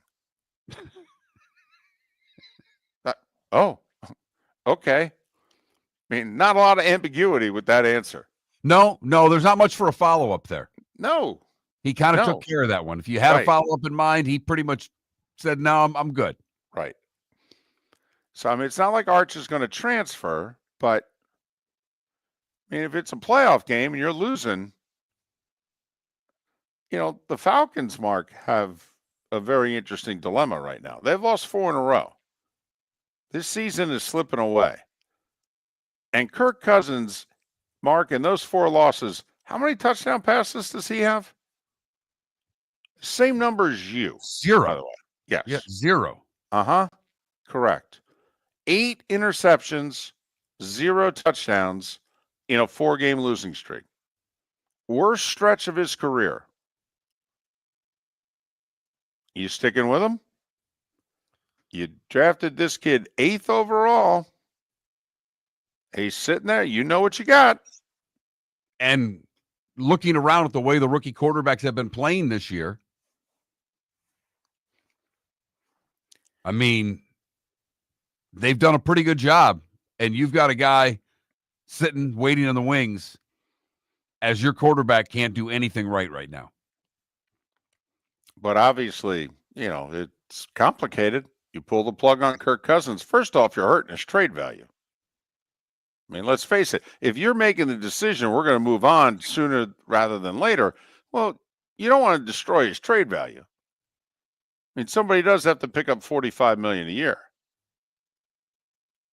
And they've got the Raiders next week, so that gets most quarterbacks right. There you go. Come on, we can beat the Raiders. Get off the schneid, ... But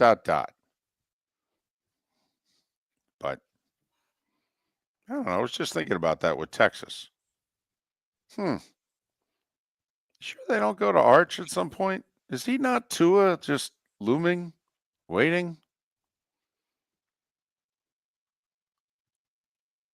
It'll be interesting if I think the scenario you presented is the one that you really got to watch. If they're losing to Clemson, then what happens? Well, because the crowd's going to be calling for it. And that's the thought. I mean, I think it was Kirk Herbstreit. One of them said, I think Ohio State might have been better going on the road. Because if Tennessee goes in there, and Tennessee's got a very good defensive line. Let's just say Ohio State's offense is struggling early. They said that crowd's going to get nasty early. I mean, Ryan Day joked about it yesterday. Oh, yeah, first 3 and out, we're going to get booed. Ohio State fans still not right now. No. They're an angry bunch. Trust me, a win over Tennessee ain't going to get them right either. No, it's not. No, it's not. They're going to need a couple of wins to get them right. In fact, they may need a few wins to get them right. Like not lose again. Like 4? Right. And if they lose to Tennessee, oh boy, they'll find $36 million pretty quickly. Gotta have somebody waiting in the wings, though. I understand. I mean, I'm not saying they'll do it, but they'll find the money is what I'm telling you. Well, I think they'll call and arrange for it, but now we got to find out who we're bringing in. I agree with that. But they lose to Tennessee, they'll be making the calls. They'll be calling the agents and saying, does your guy want the Ohio State job? Because we can get rid of Ryan Day right now. Speaking of college coaches, this whole Belichick interviewing for the North Carolina job, did you by chance see Fox's pregame NFL show yesterday? I did not. So Brady, since the game he was doing was in Los Angeles, he showed up at the pregame show because their studios are in LA. And then, he's 15, 20 minutes away from, the football game. So he's on with Gronk and Edelman. And they're doing a Q&A. And the final question was about Belichick in college. And all 3 of them just said, no way. Can't see it. And then Brady starts doing a Belichick impression. Well, I don't even know if we want you. I mean, you can come here, I guess, but, I don't know if you're going to play. All right. He did a 20 seconds of Belichick. I don't know if Brady will do 20 better seconds in his whole television career than impersonating Belichick sitting on the couch talking to a kid and his family about, I don't know if you should come. I mean, I don't even know if I want you. Well, it's the only time Brady can let it rip. When he's on the air, he's so guarded against what he can and can't say that it's a little on the vanilla side. It's part of him being an owner and what he, you can't criticize officials, can't criticize players. Makes it tough to be a analyst when you're not allowed to criticize. He was pretty strong at the end of the game, though. He didn't like Sean his play call there at the end, costing him the timeout late. All right, he was pretty strong with that. But yeah, if it's on social media, if you didn't see it, go find Brady, Gronk, and Edelman. It was a cute little 4-minute segment that Fox did, and at the end of it, they all start doing a Belichick as a college coach impression. It's pretty good. Mark Packer next on Miller and Moulton. We started our show 18 years ago and have been fired 3 times, but Miller and Moulton have never lived on the edge like we are now. We have our best morning ratings ever, are steadily adding affiliates, yet we only have a few sponsors. And if that doesn't change, we can't continue. But if you want to advertise on Miller and Moulton, reach out to one of us directly by texting sponsor to 21,000 or contact Mark on X at @MarkMiller or me at @TheDavidMoulton. You can save Miller and Moulton and make your business some serious money by texting 21,000 now. Defining a new era in men's health. Get stronger and healthier at Game Day Men's Health. With our in-house laboratory, get in, get treated, and get back to your passion and purpose. Call 239-427-3441 for our Bonita Springs or Naples location to set up your free testosterone test and consultation. Mention Miller Moulton Radio Show for a 10% discount on your service. Start living your best with Game Day Men's Health, Bonita Springs and Naples. Call 239-427-3441 today. Gentlemen, as your wife mentioned getting new flooring, but you don't want to go through the hassle, well, go see the Floor Meisters in Naples next to Costco. They understand your time and money are important, so they'll make it as painless as possible. With a huge in-stock selection of carpet and Cortec, they can get you the floor your wife's been asking for. They carry wood, vinyl, carpet, and tile. If you do it yourself, no problem. They can handle that as well. So go see TJ at the Floor Meisters and tell them, just keeping it real. American Paint Supplies, for nearly 30 years, is your one-stop shop for all your coating needs. If you are a designer, a contractor, a professional painter, or a weekend warrior, American Paint Supplies is the place where experts go to get expert solutions. At 6100 Shirley Street in Naples off of Pine Ridge, American Paint Supplies delivers the best solutions with the best products with the best support. Meet Gene and his team today at American Paint Supplies. Call 239-566-2700. That's 566-2700 or online at AmericanPaintSupplies.net. The world-famous cigar bar started as a neighborhood place in downtown Fort Myers, and now it's a brand, a destination with 4 locations. The original place, Henry Street, Fort Myers, Gulf Coast Town Center, on Southeast 47th Terrace off the Cape Coral Parkway, and the Lounge on West 1st Street in Fort Myers. A place to go, whether you just need a relaxing drink and a smoke after a tough day at work, or a place to go celebrate. From relaxation to celebration, the world-famous cigar bar. Mark Miller for Molly Maid. Why Molly Maid, you ask?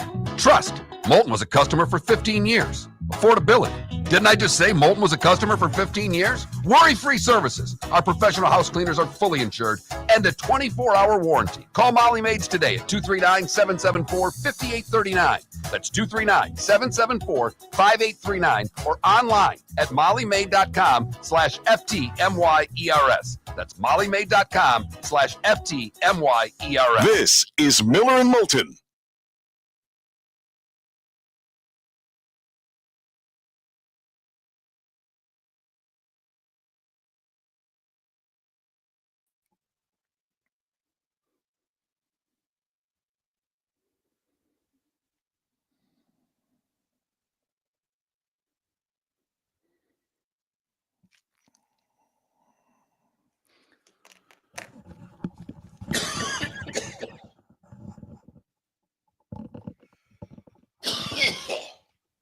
Whoa.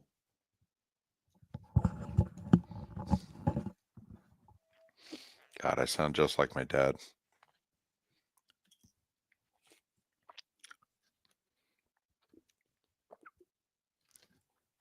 course, his cough was 2-3 packs of Camels.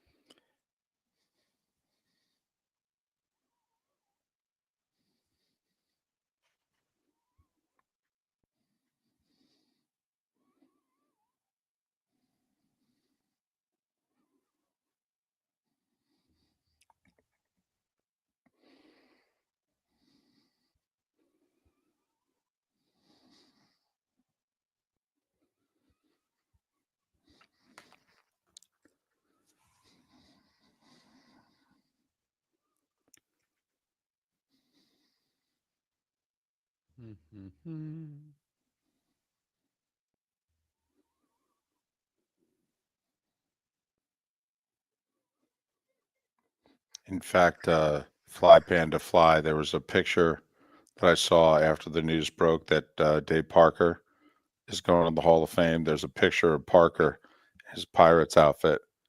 All right. Heater. Yep.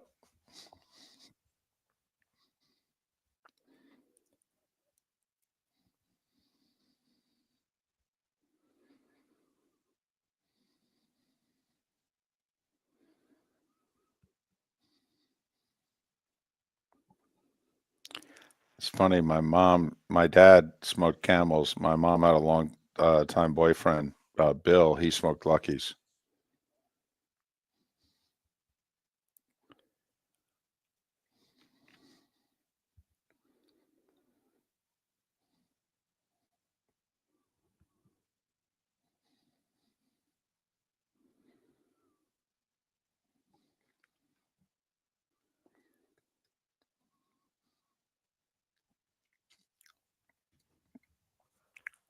Mark is on the line.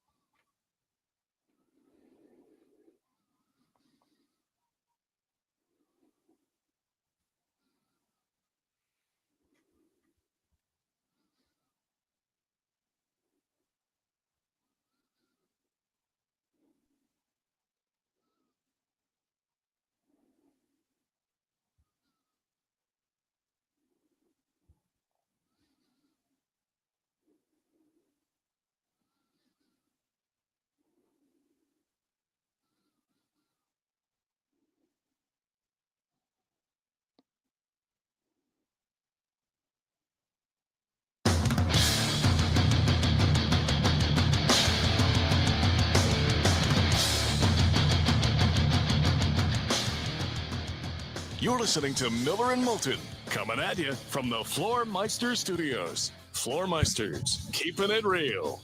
And now, here's Mark Miller and David Moulton. Third hour of Miller and Moulton, final hour in Charlotte County and surrounding areas, Lake City and surrounding areas, halfway home in the 239 and the 904. Thanks so much for being with us on this Overreaction Monday. Miller and Moulton, millerandmoulton.com, Miller_Moulton on X. Mark Packer is kind enough to join us once again. He of the ACC Network. He hosts a show on it at 4 o'clock every day. He joins us on the American Paint Supplies Hotline. You can follow Mark on X at Mark Packer. Mark, it's David and Mark. How are you? Good morning, gentlemen. Happy holidays to you guys and all your listeners. Yes, Merry Christmas and Happy New Year to you as well. Well, it was a hell of a week for the ACC last week. Didn't start out well. Looked as if it was going badly, and I don't know. Think it ended up pretty well. But just your thoughts at the week that the conference just went through. Well, it depends what sport we're talking about, right? If it was basketball, it was a complete train wreck after what the SEC did to them, beating them 14-2. From a football perspective, I think if you had whispered to Jim Phillips before the week started, hey, do you want to sign up today if I give you two teams in the dance, you'd sign up in a millisecond. And the weird thing about it, David, is the week before that, really the league was primed to get three in. Nobody was really talking about it, but between Miami, SMU, and Clemson heading into the last week of the regular season, they were ranked 6, 9, and 12. So you've had this crazy roller coaster, which has basically been the case of college football all season. But the ACC has certainly lived it. But, Clemson and SMU put on an amazing championship game Saturday night. And quite frankly, SMU's fourth quarter kind of solidified what the committee had thought the whole get around, and that was a top 10 team. So at the end of the day, we move forward. I know they'll be ripened for the next couple of days, depending on what part of the country you're in. But I think from an ACC perspective, getting two in was a major accomplishment. There's no doubt. Mark, if SMU doesn't have that fourth quarter and they get left out of the tournament, how would the ACC have reacted this morning? And what would it have done to the ACC championship game? Well, I mean, I think that's where the debate was, hey, are we going to put stock in these conference championship games? And to be honest with you, the narrative had been created earlier in the week by ESPN and some other folks in the national media about the what-if game, and we kind of seemingly do this every year, and Florida State fans certainly experienced it a year ago. But, you know, at the end of the day, the committee was telling us, again, whether you think it was right or wrong, they're judge and jury here, but SMU was the 8th-ranked team heading into it. And so, you know, quite frankly, if everybody's sitting on the rear ends, and I'm talking about Alabama and South Carolina and Ole Miss and Miami, it seemed just common sense would tell you that unless it was a complete total train wreck, you got no argument. And at the end of the day, it was a 34-31 game. It was an amazing football game. And so I'll be honest with you, yesterday morning, anything other than SMU being in would have been beyond a stunner. But it is what it is. But if it turned out that the ACC's champion was the only team getting in, Jim Phillips would be going ballistic this morning, I can assure you. Well, and Mark, I was getting the sense that Jim Phillips, you know, we had advocated on Monday morning last week that Jim needed to get personal publicly. He needed to get angry. He needed to pound the table. He needed to get a little personal. He needed to call out conferences and schools by name, do whatever you have to do to make sure that the ACC is going to get 2 in. He didn't go as radical as we would have gone, but I got the sense from the commissioner last week that the commissioner stopped about 1 step shy of going after his broadcast partner, that the ACC was getting a little annoyed. Well, I know him obviously with our working arrangement, and it's really not his style to be the raging lunatic, right? Who's just beating the table and pointing fingers, and that's not his style. But you could tell he was kind of irked that there was even any kind of discussion about whether or not SMU should fall out. We had him on the show, I think it was Thursday. And he was adamant that, hey, anything short of them not being in is absolutely ridiculous and ludicrous. And again, I'll say, I mean, the only way SMU is going to drop out of that situation is if you had one of those, Ohio State, Wisconsin moments from yesteryear in which, you go into a conference championship game and you blast somebody 56-0, and everybody takes a step back and goes, oh, whoa. I mean, what are we talking about? And hey, listen, the way that game got started, it looked like it could be that way, the way Clemson jumped on SMU early. But, again, I think SMU kind of proved their mettle, quite frankly, about how good a football team. They've been the most consistent, most complete team in the league all season long. No disrespect to Clemson, who won it, or Miami, who had unbelievable upside and great opportunities down the stretch.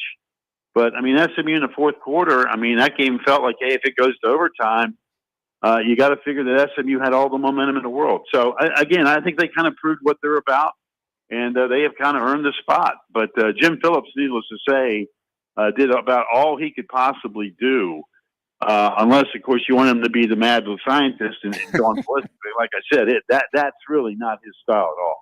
And it's not many conference commissioners' style. They're more presidential in their approach for sure. But how much do you think, and I know there's no moral victories anymore, but I thought SMU looked so over their skis in the first half. Them coming back, getting back in that game, how do you think that serves them for their game against Penn State?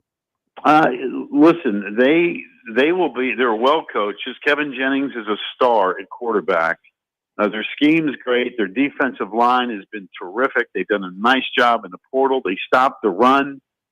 They can run the football. Brashard Smith's a really good player. They got great weapons on the skill side of it. To me, the interesting is, again, I'm not a weather guy. I don't know what the forecast is for Happy Valley. It was chilly here in Charlotte on Saturday night, but, I mean, you could get crazy conditions. I think it's the one thing that we're excited about as college football fans heading in that first round of the playoffs is you're going to see some crazy conditions, right? I mean, the fact that Indiana, of course, they're going to be used to going to Notre Dame, given they both live in the same state per se. But, how does SMU handle the conditions, weather conditions at Penn State, not to mention the crowd? And quite frankly, to me, the flip side is how does James Franklin handle a big game? I mean, I looked at some numbers yesterday. James Franklin at Penn State is 1-14 against top 5 teams. He's 3-19 against top 10 teams, and 13-28 against top 25 teams. The bigger the game, the smaller he gets. So, again, it makes for great storylines, and we'll see what happens. I mean, all you want is an opportunity, and certainly SMU has earned that right.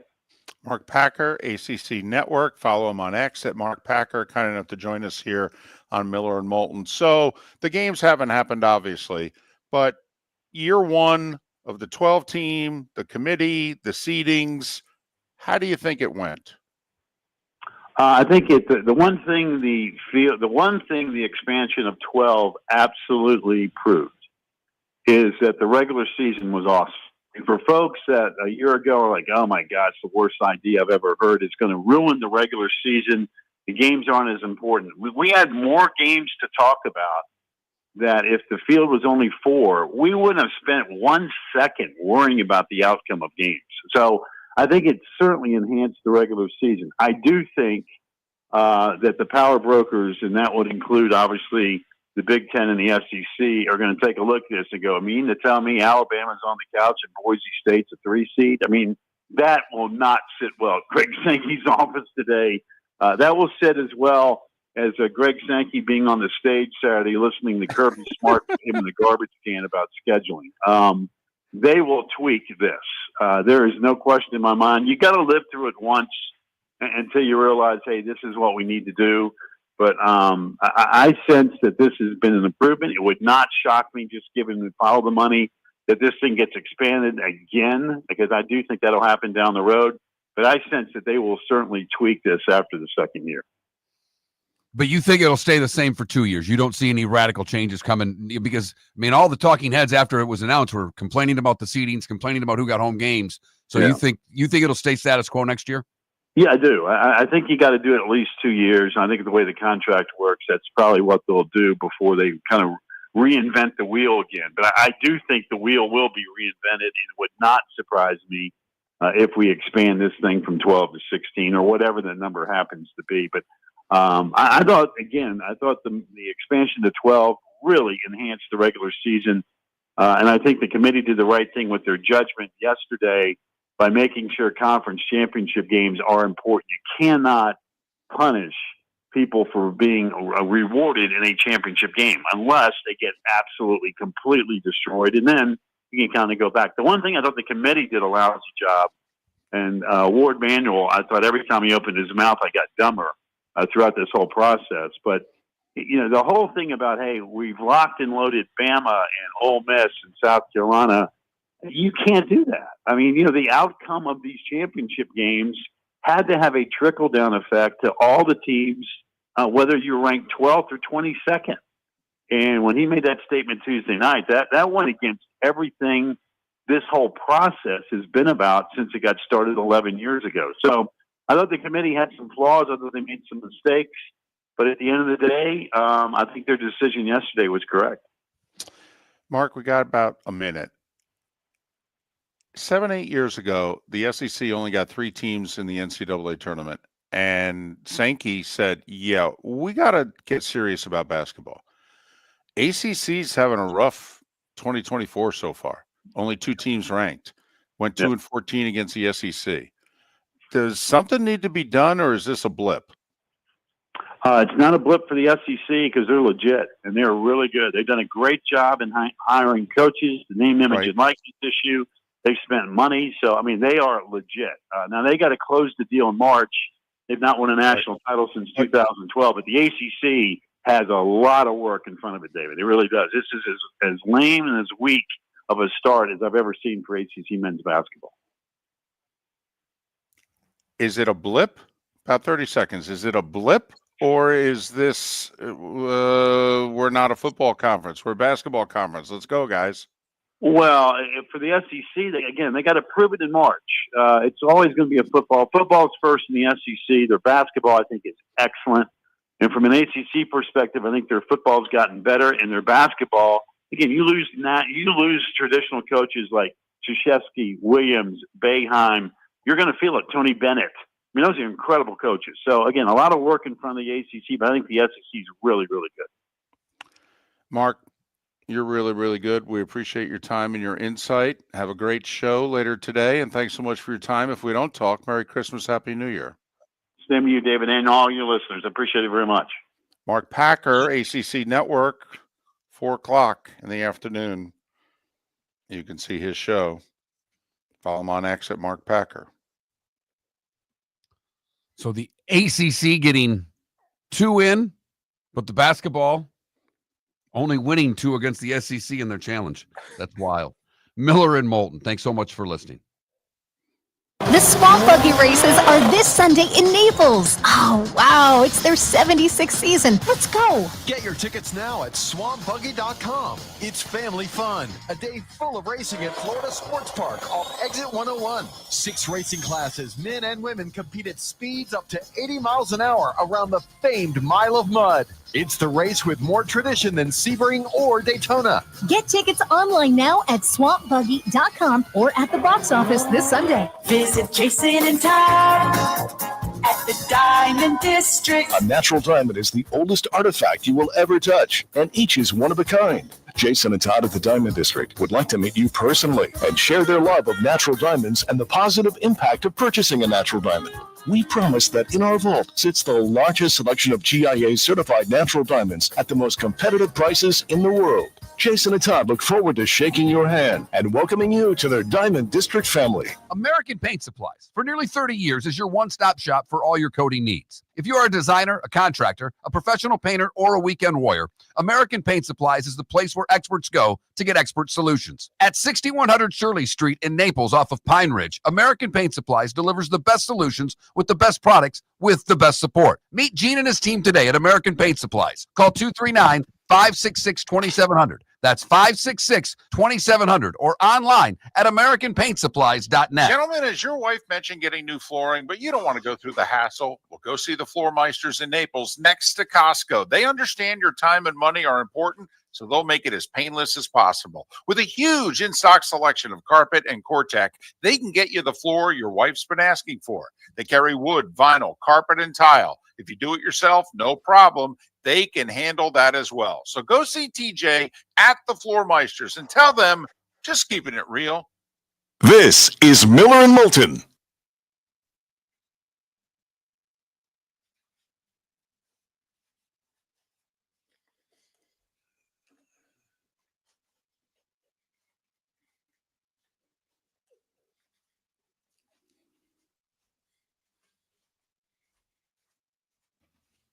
And right from the stop, Brian, too. Right from the get-go, wasn't it?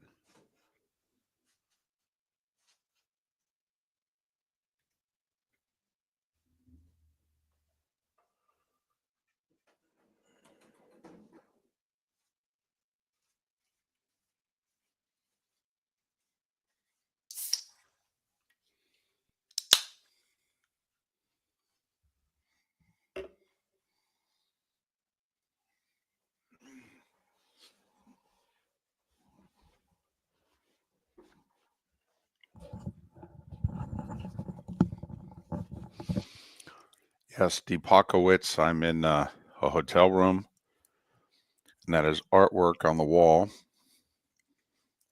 Back in the same private villa as 3 weeks ago.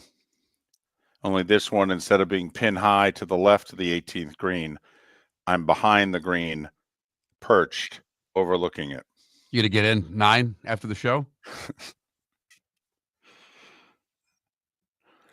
I have no idea what I'm doing in this. They even said, last time we had you, and I'm like, how do you know what room I was in last time? Well, this time we're putting you. I'm like, are you sure? I said to the guy, I go, my name's David Moulton, not Troy Aikman. Are you sure you got this right? Troy, of course, is staying home. Had to laugh yesterday because one couple brought some food. Most people don't bring any food because I tell them not to, but one couple brought a little, and I thought it was the guy who listens to the show, friend of mine, Ryan, and he brought just a cheese and cracker thing, but it was Triscuits. And I'm like, he did this on purpose. It had to be on purpose. And it wasn't. I was dying. That's fantastic.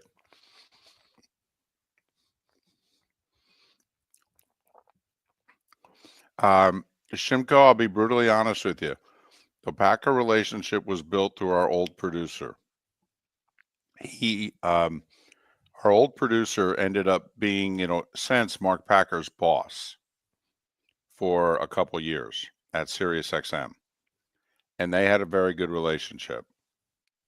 And so I used him to build a connection. And so, and the other thing is, I think Mark knew we had his dad on a couple times. And somehow, some way, Mark was aware of that, probably with talking with our old producer.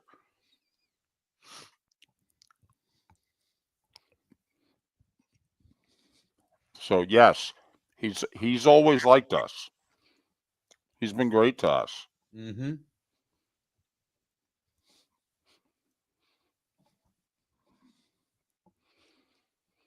The other thing we try really hard not to do, we don't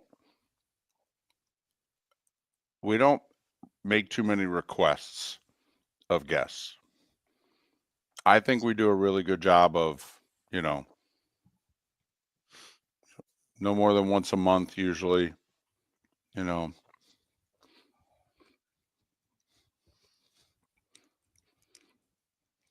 Unless Michigan's suspending their coach, in which we have Angelique Changelis on. Exactly. John is doing well.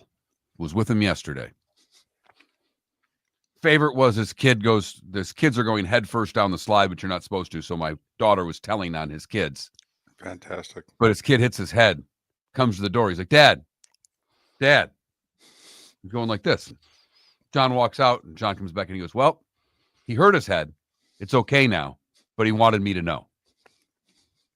John, the dad, is really funny. I can only imagine.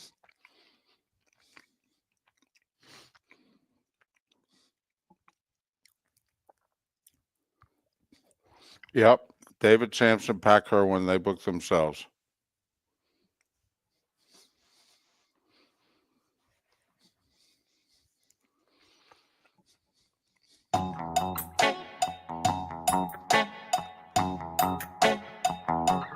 You're listening to Miller and Moulton. And now, here's Mark Miller and David Moulton. 21 minutes past the hour. Miller and Moulton, millerandmoulton.com, Miller_Moulton on X. Just got done talking with Mark Packer an hour after we got done talking to Gary Danielson about the playoff committee and their final 12 and the seedings and who's playing who, where, and when, and who's not in. They both joined us on the American Paint Supplies Hotline, your one-stop shop for all your coating needs. Of course, if you ever miss an interview on the show, go to millerandmoulton.com and download what you missed. I'm telling you, David, you have proven to me this morning what a pro you are. Uh-oh. And, and it really was that last commercial break where I screwed up and had a commercial error that shouldn't have because it's outdated. Right. And I slipped up there. But it got me thinking of what the pro that you are, because we went through a week last week that the poll question was sponsored, and it was really important. Yeah. You got a poll question. Now, today comes, there's no sponsor, and you could give a rat's behind right whether or not we have a poll question. Right. I mean, you've really come along, David, and I'm proud of you for that. Hey, I've learned a lot from you.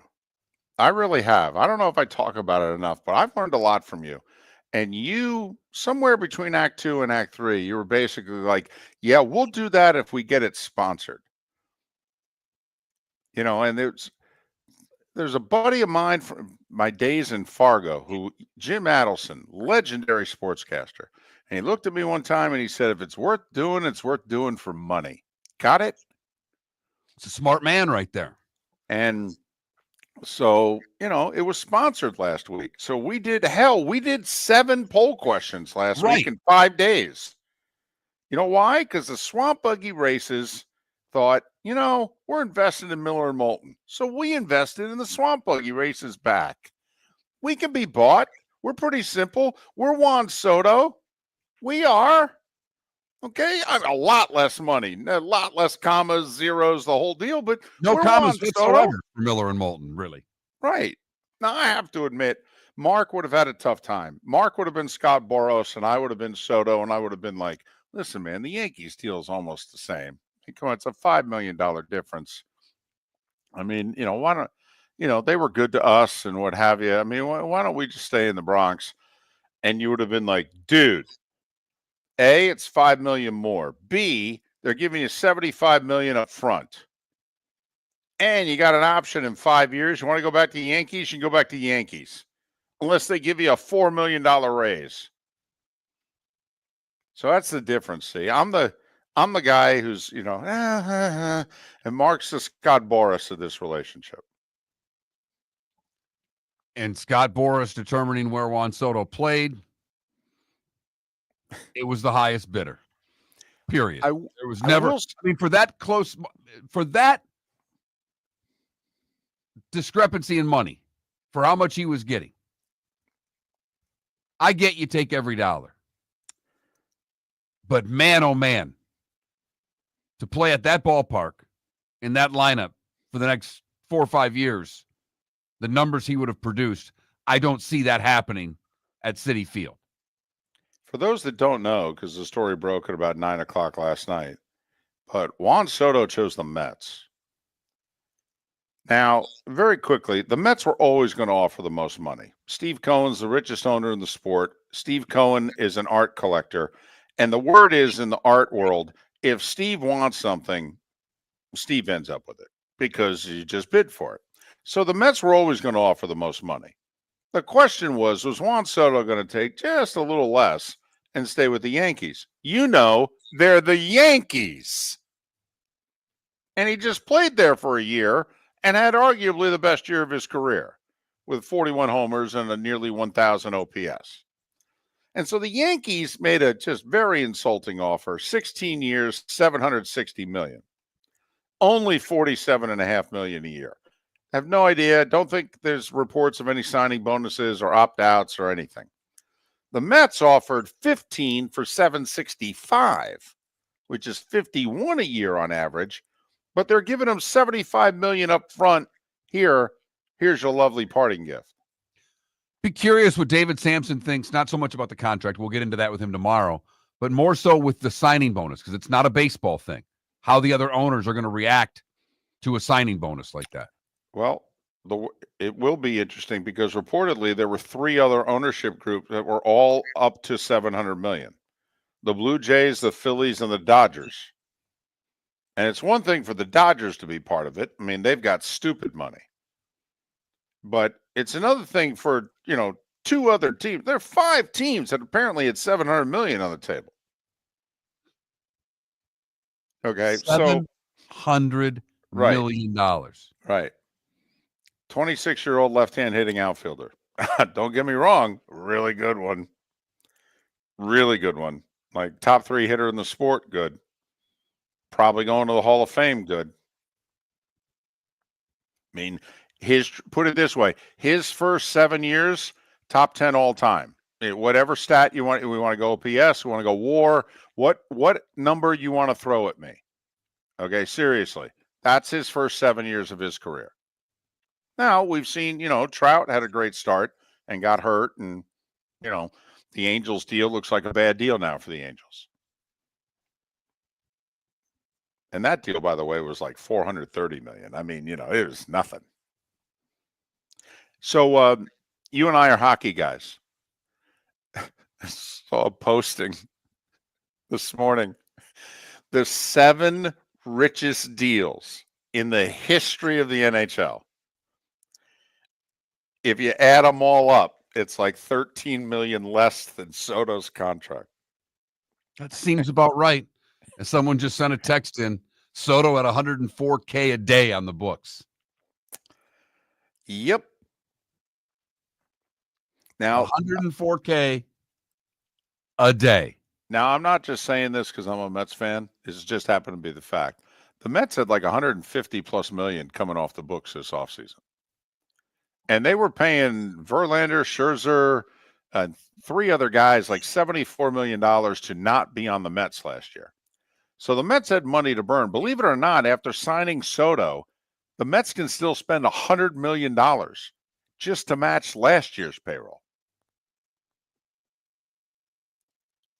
Which was astronomical to begin with. Right. I mean, right. It was 300 change. Right. But I'm just saying, Oh, first off, he's worth $22 billion. He's already done interviews saying, I'm not owning the Mets to make money. I'm owning the Mets because I'm a lifelong Mets fan and I'm tired of them losing and I want to win. I mean, Mark, what's our favorite line? He could buy the Jets. Right. Mark, what's our favorite line? I mean, this is the guy from the Showtime show. Yeah. What's the point of having FU money if you can't say FU every once in a while? Right. And then what did he do last night? Yeah. He just said, how much will it take to do this deal right now? And they came up with a crazy number. And he said, done. I'd like being a GM for that owner. I was going to say, you're David Stearns. You were working in Milwaukee. And now you're walking down the hall going, hey, they say it's over $700 million. And Cohen's like, yeah, just tell me what the number is. Okay.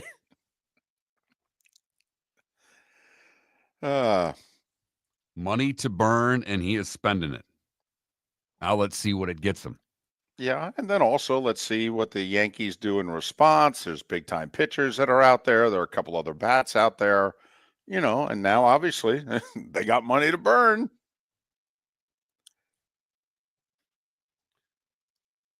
We should have money to burn if we'd have been gambling this week. Both had winning weeks again. I know. I was on the verge of a great week. You should have taken Sunday off. You should have just stopped with the 9 conference championships. Oh, man. It's always the story of my life. Faltered on Sunday, but David with a 7-6 record that he earned with the under bet on the Chargers in Kansas City last night. Thank you very much. Thank you. I went 3-2, inching me ever so close to that Mendoza line. You're a game behind, baby. The couple of weeks left. This college football playoff has worked out well for me in that regard. Miller and Moulton. We started our show 18 years ago and have been fired 3 times, but Miller and Moulton have never lived on the edge like we are now. We have our best morning ratings ever, are steadily adding affiliates, yet we only have a few sponsors. And if that doesn't change, we can't continue. But if you want to advertise on Miller and Moulton, reach out to one of us directly by texting sponsor to 21,000 or contact Mark on X at that Mark Miller or me at the David Moulton. You can save Miller and Moulton and make your business some serious money by texting 21,000 now. Gentlemen, as your wife mentioned getting new flooring, but you don't want to go through the hassle, well, go see the Floor Meisters in Naples next to Costco. They understand your time and money are important, so they'll make it as painless as possible. With a huge in-stock selection of carpet and Cortec, they can get you the floor your wife's been asking for. They carry wood, vinyl, carpet, and tile. If you do it yourself, no problem. They can handle that as well. So go see TJ at the Floor Meisters and tell them, just keeping it real. The Cape Coral Police Department is growing. They are currently looking for police officers and are offering a $10,000 signing bonus to newly hired officers. If you desire a career in law enforcement, or if you are already in law enforcement and thinking about making a move to a better agency, think Cape Coral Police Department. If you're looking for a police department that is committed to excellence, that invests in the highest level of training, state-of-the-art equipment, and some of the highest compensation in all of Southwest Florida, then the Cape Coral Police Department is for you. Visit capecops.com. That's capecops.com. Do you have a sleep problem but don't want to wear a CPAP mask? This is Mark Miller for Sleep Treatment Direct. The mask wasn't working for me, and I didn't think I had an alternative. I do. We all do. They have such simple alternatives with greater success than the mask. Visit sleeptreatmentdirect.com. That's sleeptreatmentdirect.com. And if you are like me and your CPAP machine isn't working for you, it's time for a change. Call 239-444-1741. That's 239-444-1741. Sleep Treatment Direct. Sleep safe and sound. This is Miller and Moulton.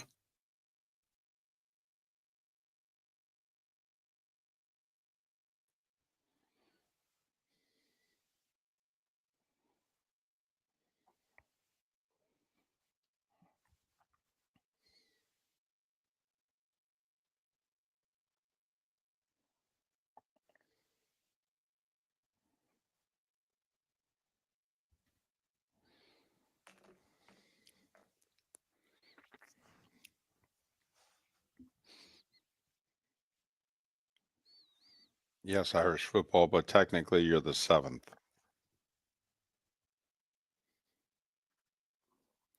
But yep.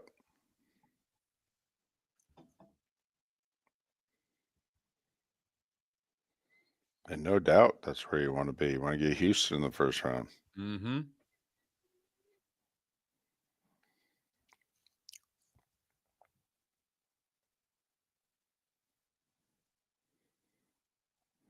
First things first, just beat the Colts this week. Then you're in the playoffs.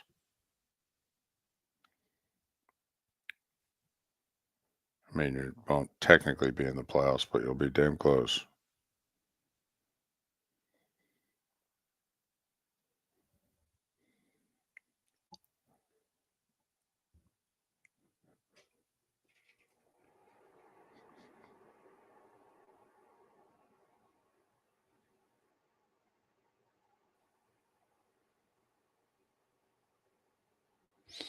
Yeah, Logic, man. A lot of teams in the East. Milwaukee's got off to the bad start.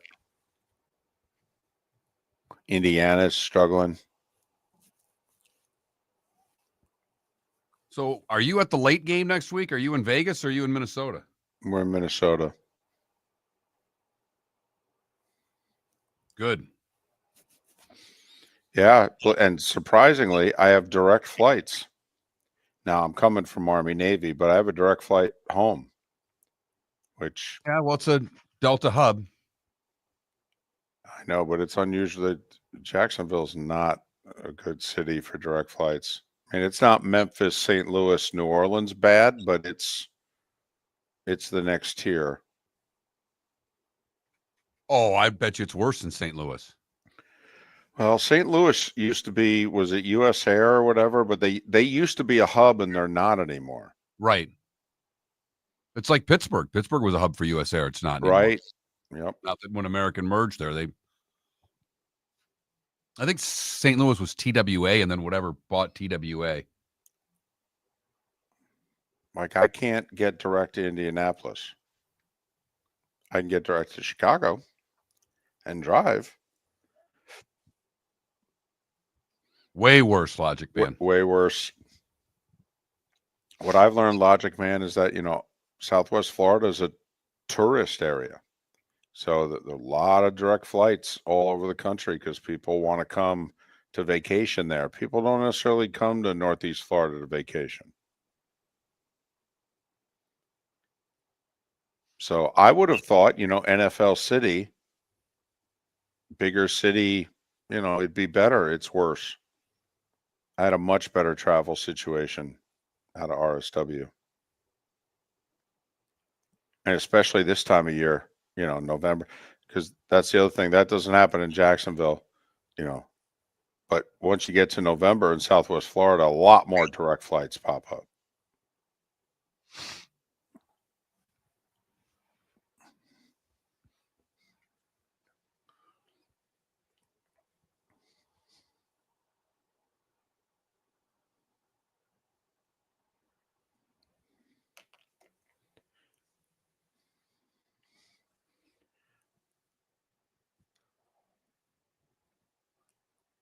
You mean Orlando? Yeah. No, it's 2.5 hours, first off, door to door to get to the airport. So, no. It's a leisurely drive. What are you talking about? It is, but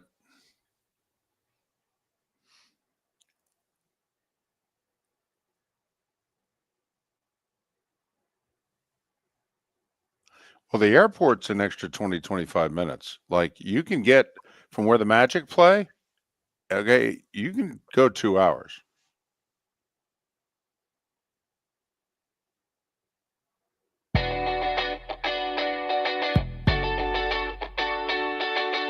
You're listening to Miller and Moulton.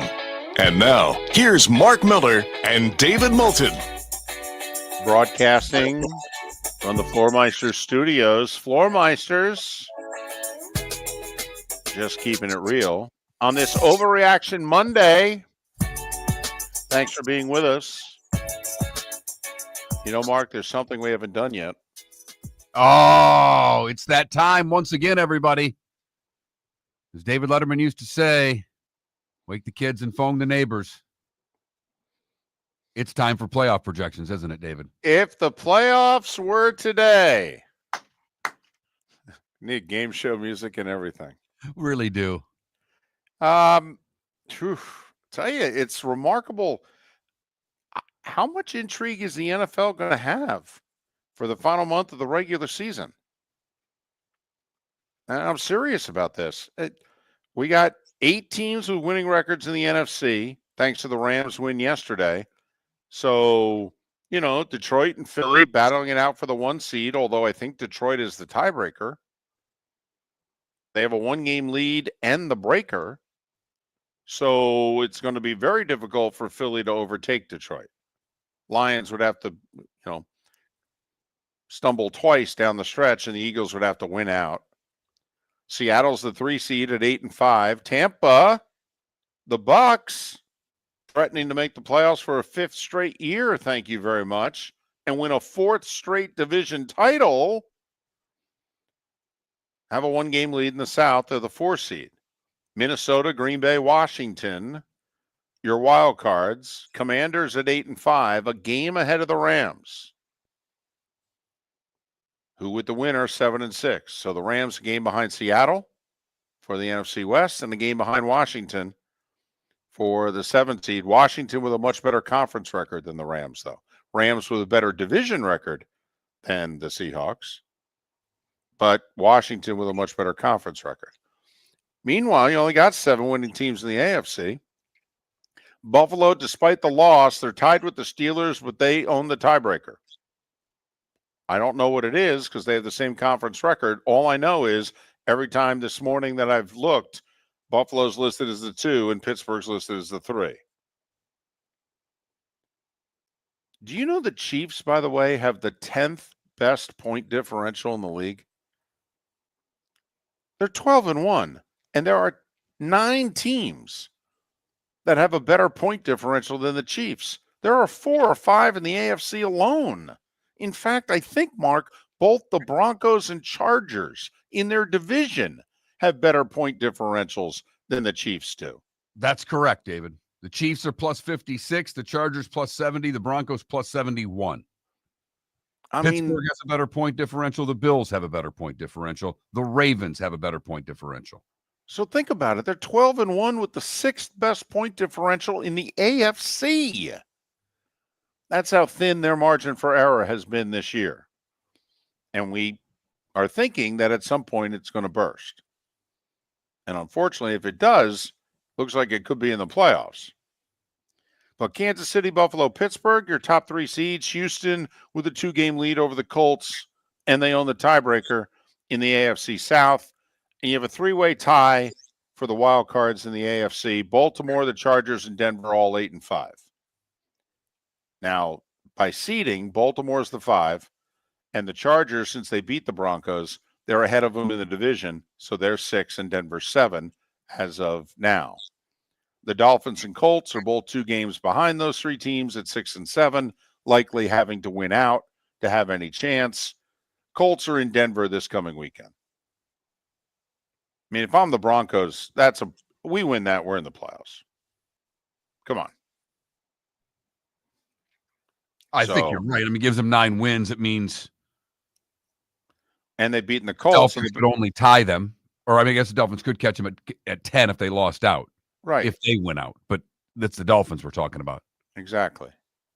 So nearly lost to the Jets. Home teams, by the way, went 9-3 this week in the NFL. But if you took the points, you went 6-5-1 or 7-5, depending on did you get the Packers in 3 or 3.5. I think most of you got them with 3, but some of you got them at 3.5. So the points, close to a wash. A little bit of money if you took them. But home teams went 9-3 this week. Last month has been very radical, Mark, in terms of, we've had 3 of the 4 weekends. The home teams have done really well. And we had 1 weekend where road teams won all but like 3 games. So it's been very radical home or away the last month of the season in the NFL. But that's if the playoffs were to start today. Now back to regularly scheduled programming. Texter at 21,000 says the Chiefs are like the Eagles from last year. You know, a lot of people were pounding that storyline for the last 2 weeks that the Eagles started, 10-1 last year, and then fell off dramatically, finished 11-6, and got whacked in the first round of the playoffs. Problem is the Chiefs keep winning. You know, the Eagles didn't even win the East last year. Chiefs just clinched the West. Is this 9 years in a row, by the way? I think that's right, David. That's pretty damn impressive. I mean, come on now. I mean, this is Patriots-esque here. This is pretty darn impressive what they've done. Well, each year's had its own story, but this year, the fact that they keep winning these games, that it looks as if they've lost. I mean, they've had, 4 victories in which, as you like to say, the script writers would decline the script because it's too make-believe? Well, heck, how about just the last 2 home division games? Okay. Well, really, their last 3, if you throw in the Raiders one as well. But I mean, think about it. Denver's got them beat. Field goal gets blocked. All right. Then backup kicker, and he banks one in off the left upright from 31 yards. And obviously, we've seen kicks for the last few weeks hitting the uprights going in all different directions. But in the Chiefs' case, it went in the right direction. And then you throw in the Raiders game with that fumble when the bizarre Raiders fumble, right, with whistles being blown all over the place, but apparently we still play. Right. By the way, I will say I talked to a couple of rules people, and we were right. The officials actually got it right, but it was horrible optics. The guy running in from the top of the screen, okay, waving his arms like, no, play didn't happen, made it a really bad look. Turned out that official was wrong. And it was all because the clock, apparently if the clock was running, that official would have been right. But since the clock wasn't running, that official was wrong. I know, pretty complicated. But anyway, the Chiefs are just winning all these games. Close, dramatic. Are they deserving? Who knows? But they're winning them. And they're probably now, after yesterday, the one. Probably. But if they screw up, they still go to Pittsburgh. If they screw Well, they up have to one lose time. Right. They have to lose at least 2 more, though. I understand. But right, you mentioned the magic one. Since they've already lost to Buffalo, they'd lose the tiebreaker with the Bills. And if in theory they're playing the Steelers and they could lose to them, they could lose the tiebreaker to the 2 teams who are closest to them. But in all likelihood, you're right, David. They are probably going to be the 1 seed. We'll see what happens in the playoffs if Pat Kerwin can make another trip to Kansas City this year. Right. But you have to admit, right now, depending on who the wild cards are, in what order they are in the AFC, this could be like the college football playoff. I mean, it may be very advantageous to be the 1 in the AFC, particularly if the Ravens aren't the 5. I mean, it's possible, Mark, if you're the Chiefs, that you could end up playing the winner of like Texans-Broncos, Texans-Chargers to get to the AFC Championship game at home, while the Steelers, the Bills, and the Ravens are battling on the other side. Yeah, I think the Ravens are going to be the 5, though. Well, then, here they come. I mean, and we're already set for that. I mean, we'd love to see that rematch. Yeah. Opening night. And the AFC Championship game. Yep. But I would bet on the I'd put your $20 on the Ravens being the 5. Well, in that case, then the draw may not be great. But it could be terrific. Listen, in the NFC, I mean, let's face it. Right now, the 5 and the 6 seeds are going to be favorites going on the road against the 3s and the 4s. I mean, Seattle would host Green Bay, and Tampa would host Minnesota. And how about the Vikings, by the way? You know, I mean, that was a big win yesterday. They just keep winning. They do. And now they showed you they can score a bunch of points, which they've got the defense that is blitz happy, that does a really good job. They still play Detroit. They still think they can win that division. Yes. They think they're going to win out, beat the Lions the last game of the regular season, and win the division and be the one. They do. In fact, they're starting to say it out loud. Some of the people who are interviewing them are like, you know, you guys are only talking about Detroit. We're right here. Vikings have won 6 in a row, by the way. Lions Bills this weekend. Lions already out as a 2.5-point favorite in that game. And if you believe, you know, good teams don't lose 2 in a row, you know, is it a bad sign that the Bills lost? You know, what are the odds they're going to lose 2 in a row? Blah, blah, blah. So anyway, we'll have plenty of time to get to that. Might see a few points in that game too. Yep. Hey, I will say I felt that we were a little smarter yesterday than I think we give ourselves credit for. Because and maybe I'm going to hurt my argument with the evidence I'm about to give, but apparently the ESPN NFL pregame show, what is it, NFL Countdown? Mm-hmm. Something creative like that. Sounds like a name Miller Moulton would come up with.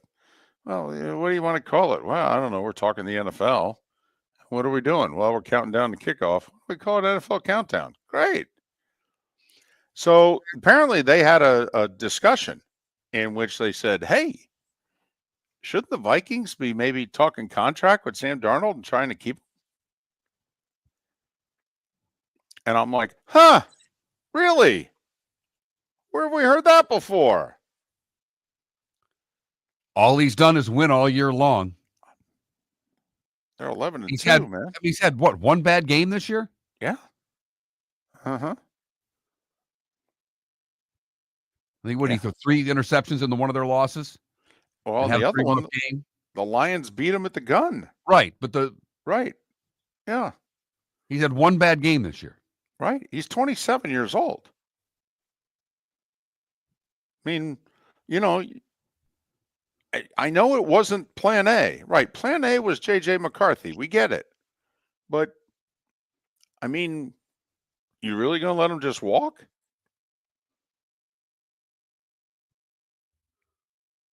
I don't know how you could. The word is they haven't spoken at all. There's been no contractual discussion at all between Darnold's people and the Vikings. I mean, you've got JJ locked up on the rookie deal. I don't know what it would hurt to throw some money at this guy to keep him. I mean, you've got McCarthy, and you know exactly what he's going to cost you for the next 3 years. It's already locked in. And you got 2 more years to decide whether or not you're going to pick up the 5th-year option.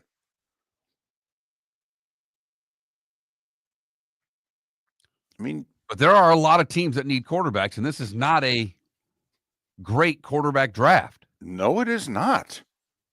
No, I mean, guys that were projected first rounders have gone backward. Right, like Becht and Ewers, and yeah. I mean, the thought is there's like 2 of them. Yeah, Sanders. Yeah, and that's it. And we've gone through the list of teams that need quarterbacks. It's a lot more than 2. So, for what it's worth, the NFL Countdown people were like, yeah, if I'm the Vikings, I'm keeping them.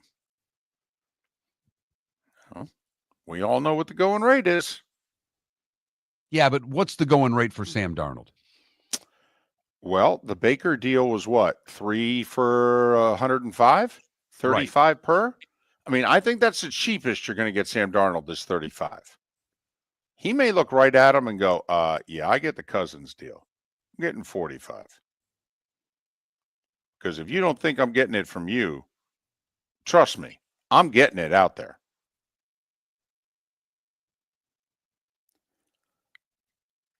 Not as, I don't think he goes back to New York, so there's 2 teams that are off the list from a quarterback standpoint. Well, money talks, though. But I hear you. I hear you. If you take the Jets off the table, there's still about 6 more teams that need a quarterback. Miller and Moulton. The Diamond District bonus hour in the 239 and the 904 is next.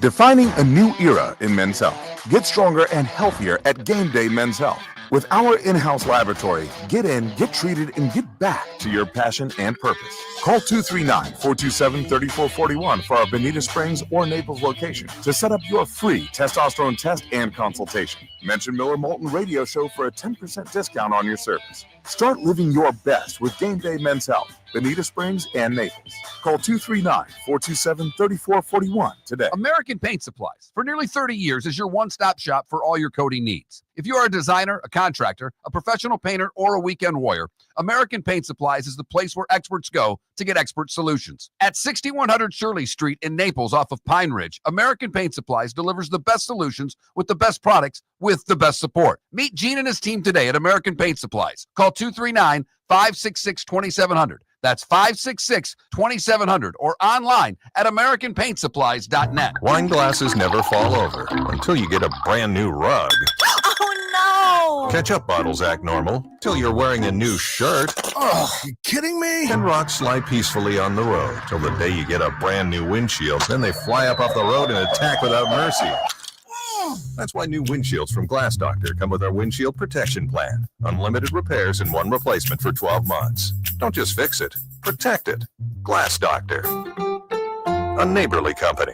Gentlemen, as your wife mentioned getting new flooring, but you don't want to go through the hassle, well, go see the Floor Meisters in Naples next to Costco. They understand your time and money are important, so they'll make it as painless as possible. With a huge in-stock selection of carpet and Cortec, they can get you the floor your wife's been asking for. They carry wood, vinyl, carpet, and tile. If you do it yourself, no problem. They can handle that as well. So go see TJ at the Floor Meisters and tell them, just keeping it real.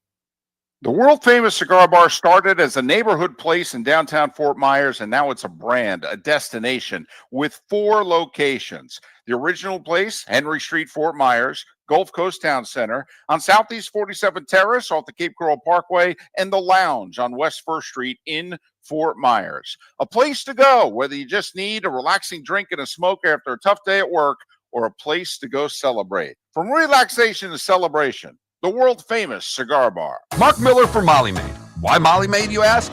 Trust. Moulton was a customer for 15 years. Affordability. Didn't I just say Moulton was a customer for 15 years? Worry-free services. Our professional house cleaners are fully insured and a 24-hour warranty. Call Molly Maids today at 239-774-5839. That's 239-774-5839 or online at mollymaid.com/FTMYERS. That's mollymaid.com/FTMYERS. This is Miller and Moulton.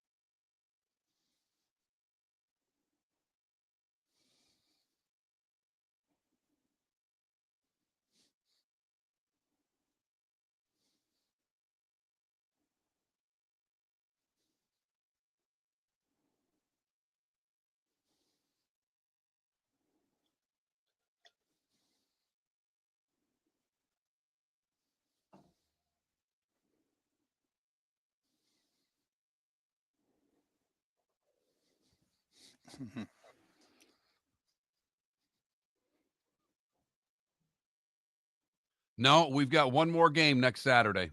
We got the championship game because we had the pool tournament this weekend. Played all 3 teams in the league, beat them all, but now we got to play another one again. Which brings up the Wednesday practice, David, apparently is the parents versus the kids game. What? Soccer practice Wednesday. He has the parents play the kids in the last practice of the year. I don't like My the daughter kids told me to yet. buy shin. My daughter told me to buy shin guards. She plans on kicking me in the shins. Yeah, well, that's after you score your second or your third goal. I'm gonna run her right over. Be like Will Totally. Ferrell on jacked up on coffee in your soccer movie there, kicking and screaming. Yep. Ooh.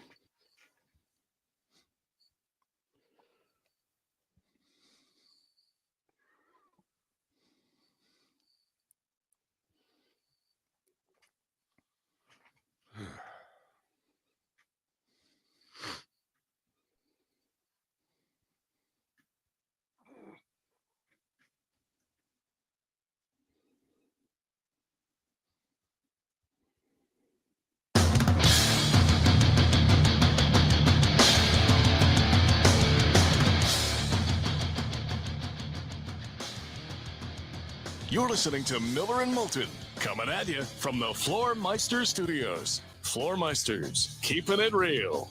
And now, here's Mark Miller and David Moulton. It is a Diamond District bonus hour on this Overreaction Monday. Thanks so much for being with us. I'm in Dallas getting ready for Monday Night Football. Bengals and Cowboys. Who'd have thunk it that the 2 teams combined would be 9-15, but that's the beauty of sports, right?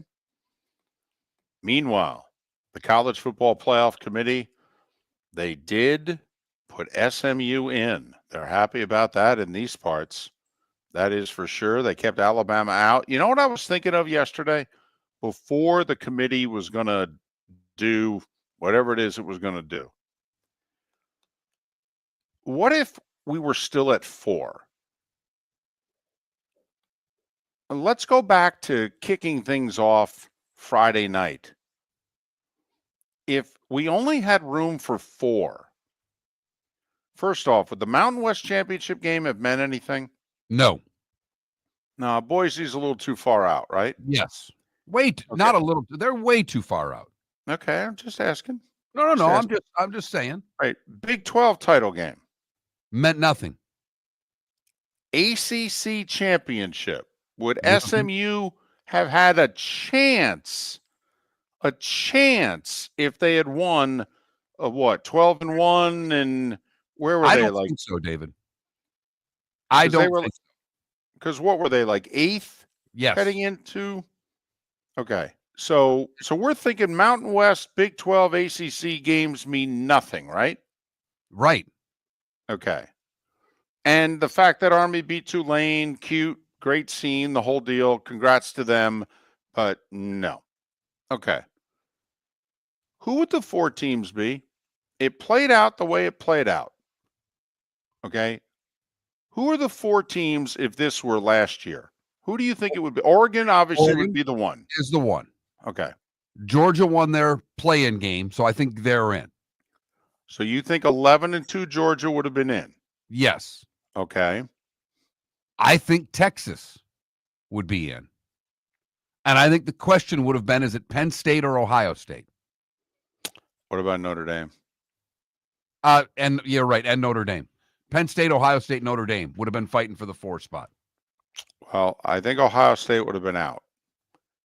I think it would have been a difficult argument for the committee to make that a team not in their championship game, in theory, and technically finished 4th in the Big Ten, that we're going to put the 4th place team in the Big Ten in the tourney.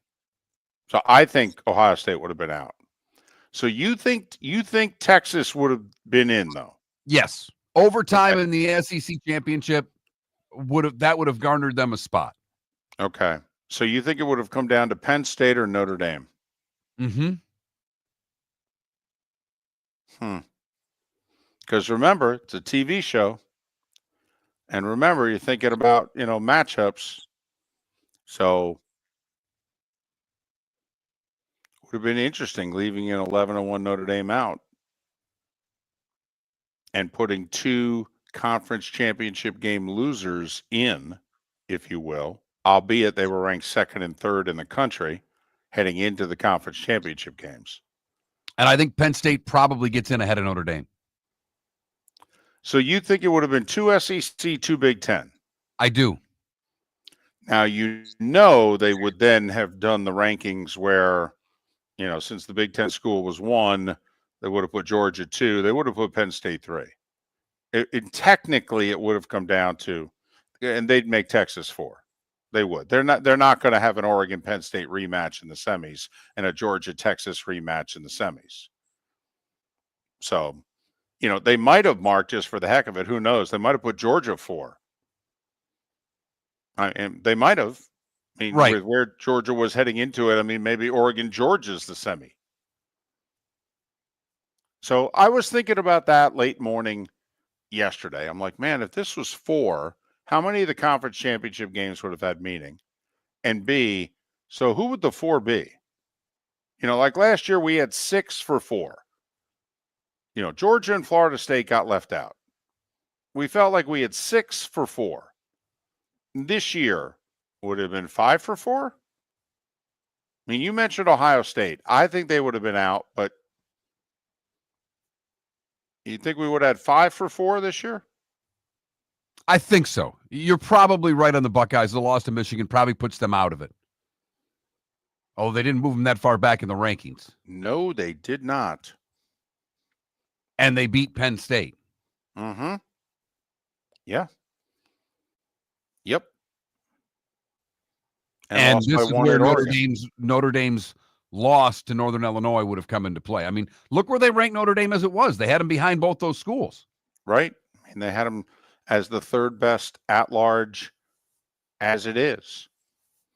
So based on how they ranked the teams this year, they would have had Notre Dame out. That Texas and Penn State would have gotten the at large. If this committee had ranked them exactly the same, Notre Dame would have been out because they were 5 in theory. So that's all. I was just thinking about that. But also, how much better is the sport this year? What Mark Packer talked about an hour ago. How much better is the sport this year with 12 as opposed to 4? Well, it was something that we said on this show many years ago.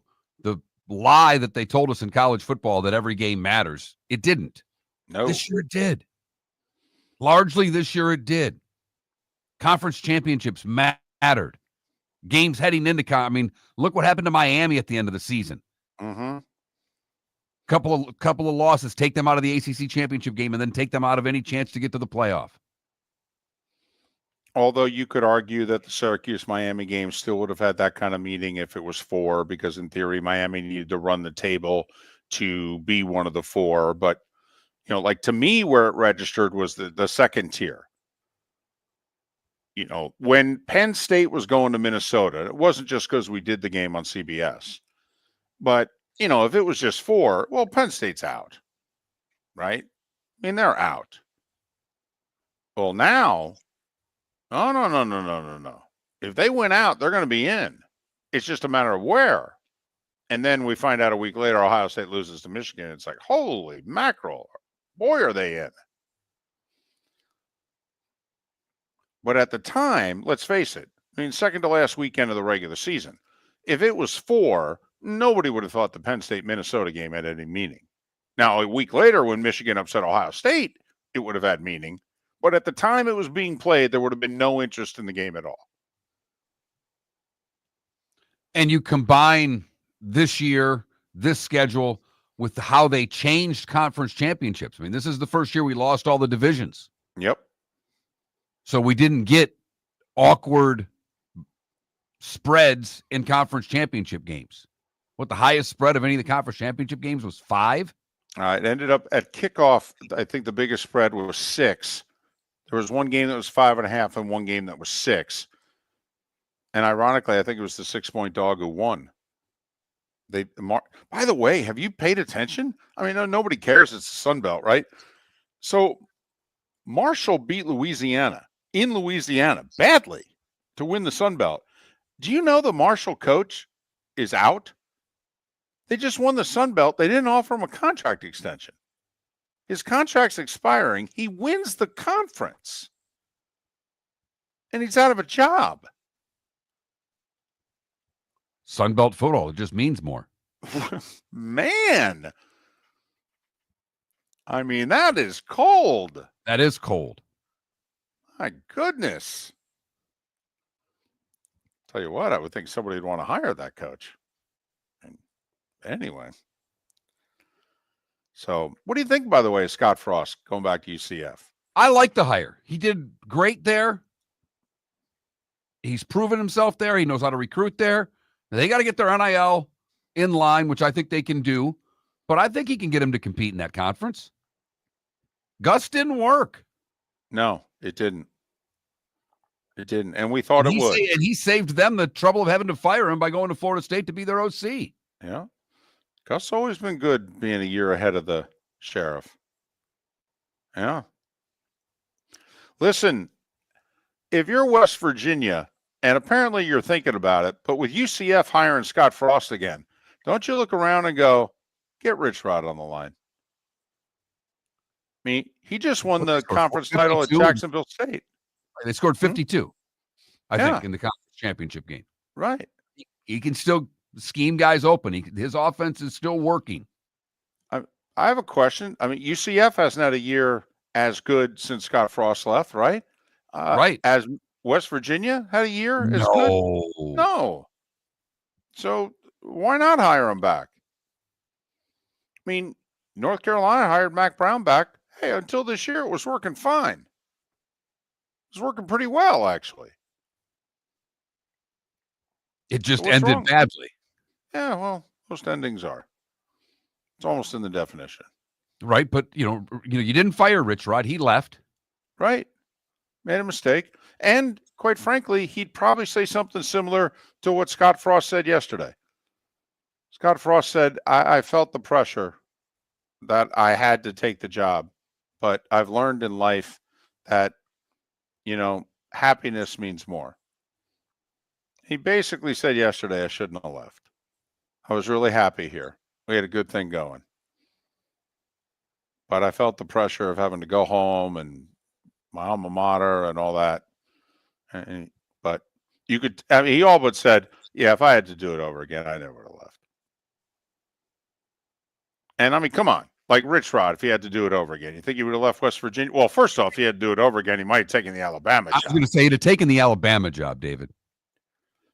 But he certainly wouldn't have left West Virginia for Michigan, knowing how the next 15 years were going to play out.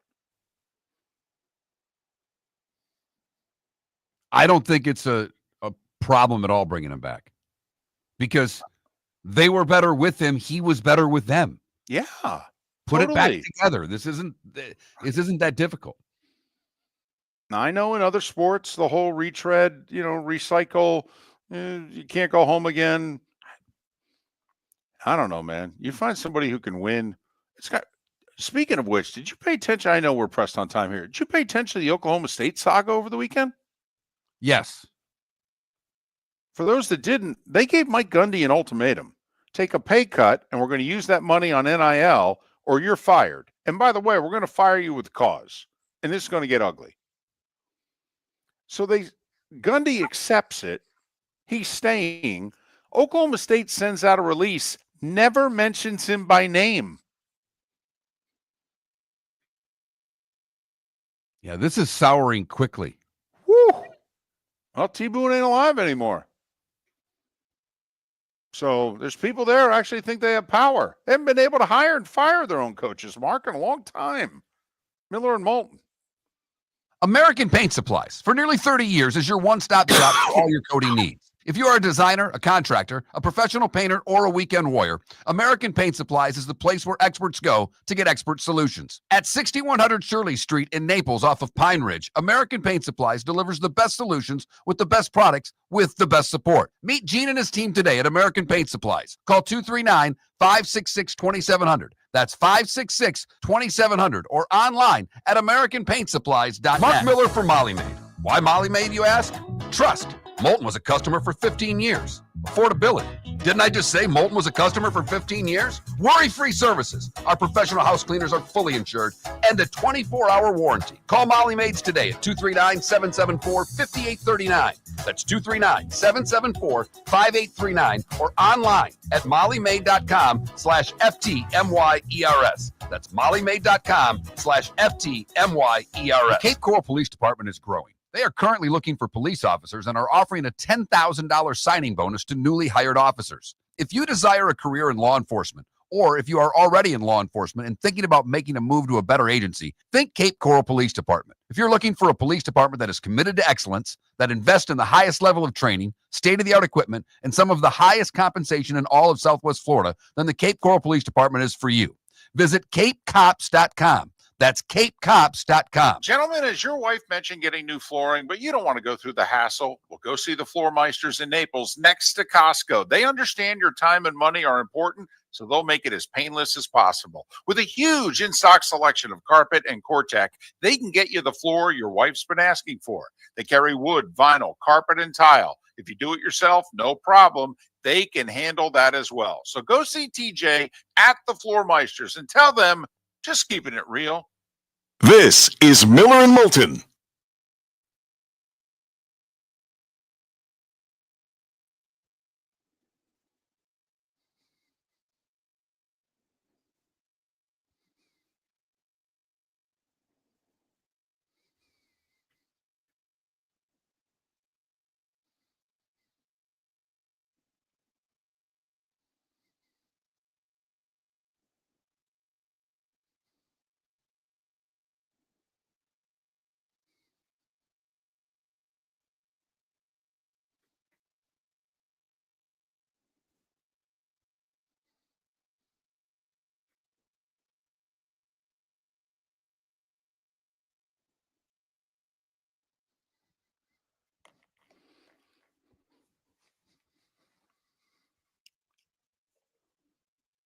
All right, just 10 seconds. I got to get it off my chest.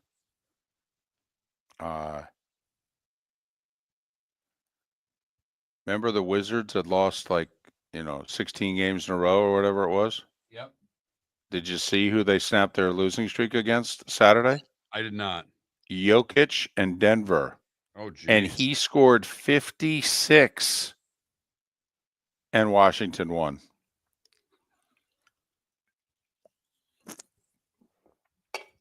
All right, I just had to get that off my chest.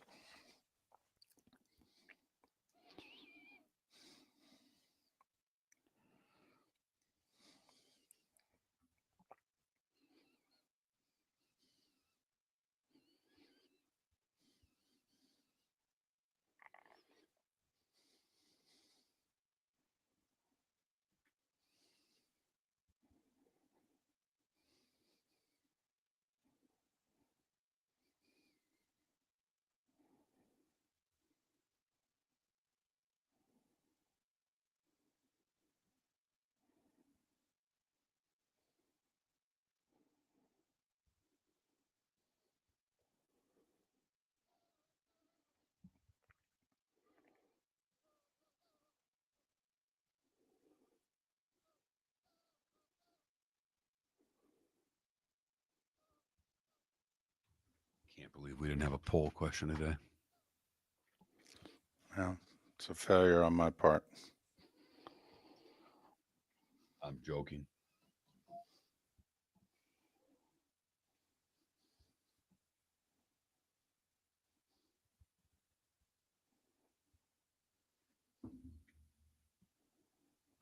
Hey, you want the new FIU football coach tomorrow? Sure. I like the hire, by the way, for what it's worth. He was at FAMU, did a really good job. Went somewhere else for a year, and they hired him. I think we'll get him for 9 o'clock tomorrow. All right. Yeah, because I can run that on Christmas Day, too. So we got to get a best of show put together this week. Well, we can run Samson from tomorrow. Right. We can definitely do that.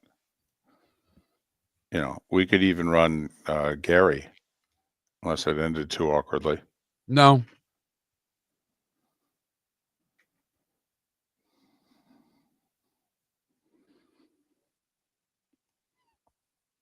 I can't make New Year's Eve. I'm sorry, but I can't. Okay, that's fine. I don't know what I'm gonna do. I guess I'm gonna have to go solo because I got nobody. Well, no, we could run a best of, or we can find somebody and pay them. And then Christmas Eve, because Trent's out for both Christmas Eve and New Year's Eve. I know. So I'll do Christmas Eve. I'll be in Green Bay. No, get home. Okay, well.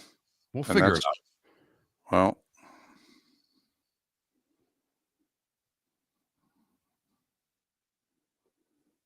You don't need to be getting home at 10 o'clock on Christmas Eve. Oh, it ain't going to be easy either way.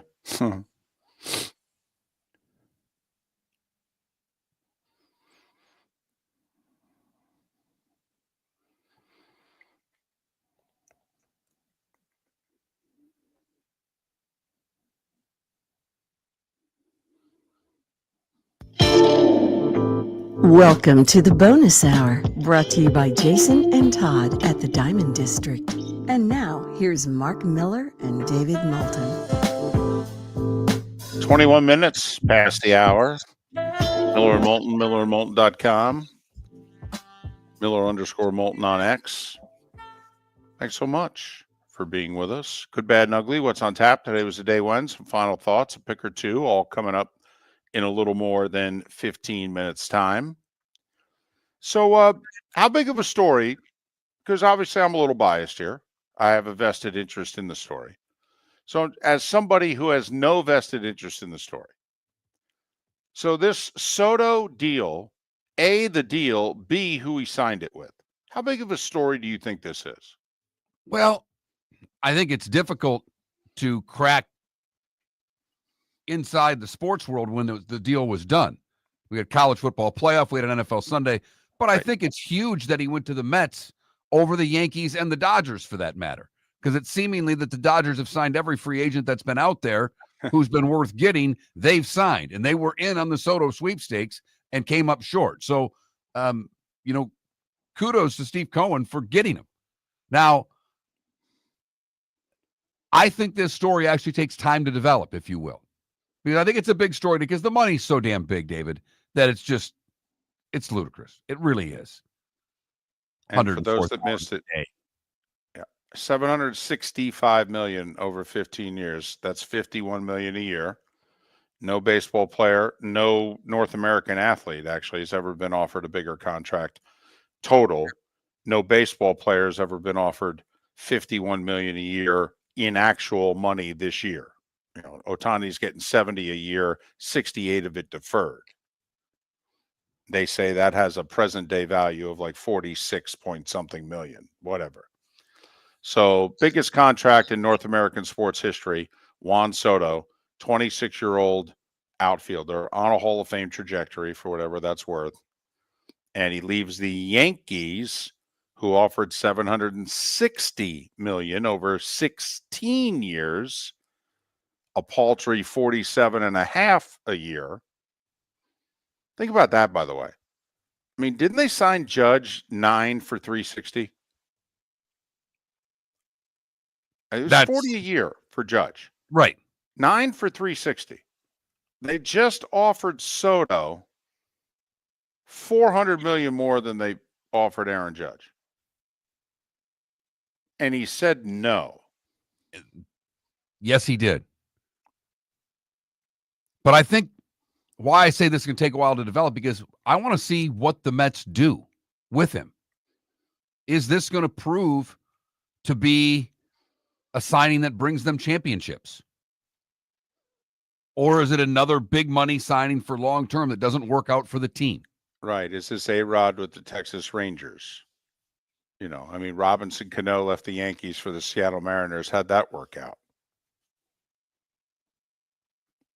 So that's the part of this that I'm interested to see, because not too many times has the big signing paid off for the team that's paid him. Typically, they don't get them this young. Correct. Usually it's been closer to 30 when these guys have signed the 9-10-year deals that have led to diminishing returns. So you think you've got, out of these years, you think you should have 8 really good ones. Well, and I believe his birthday's in October. I believe he turned 26 right before the World Series or during it. So really, you're getting him for when he's 26 because he's going to play next year. He'll play the whole regular season at 26. So of the 15 years, I have to admit, I'm thinking I'm getting 10 good years. I'm getting him 26 through 35. I got to think with the way athletes train nowadays and whatever, I got to think 10 of the 15, I'm getting a Hall of Fame player. You better. Ain't my money. No, but you know what I mean. Yeah. No, I hear you. But I'll say this, the Phillies have yet to win the World Series. But the Phillies have been really good with Bryce Harper. They have been. 13 for 3 1/4 is what he signed for. Is anybody holding it against Bryce Harper that they haven't won a World Series? No, but they've been to the playoffs a few times. They've made some runs. Yeah. And maybe you're right. Maybe it's not championships, but it's how good are they going to be? Right? Oh, no. They got to be good. Bryce Harper goes to the Phillies. They've been good every year but one. Absolutely. Hell, I even think with Juan Soto, the Mets are still only the third best team in the division. By the way, quick sidebar, Soto will make more than the Marlins will next year. Right now, the Marlins payroll is not $51 million. What's the raise? Well, they still got a couple guys. Right. I think the Rays payroll is going to be in the 70 to 80 range when they get done. So, Soto and Lindor, I think, will make more than the Rays. But I think Soto's making more than the Marlins next year. How do you compete?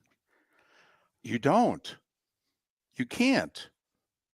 How are they ever going to? How are the Marlins ever going to compete?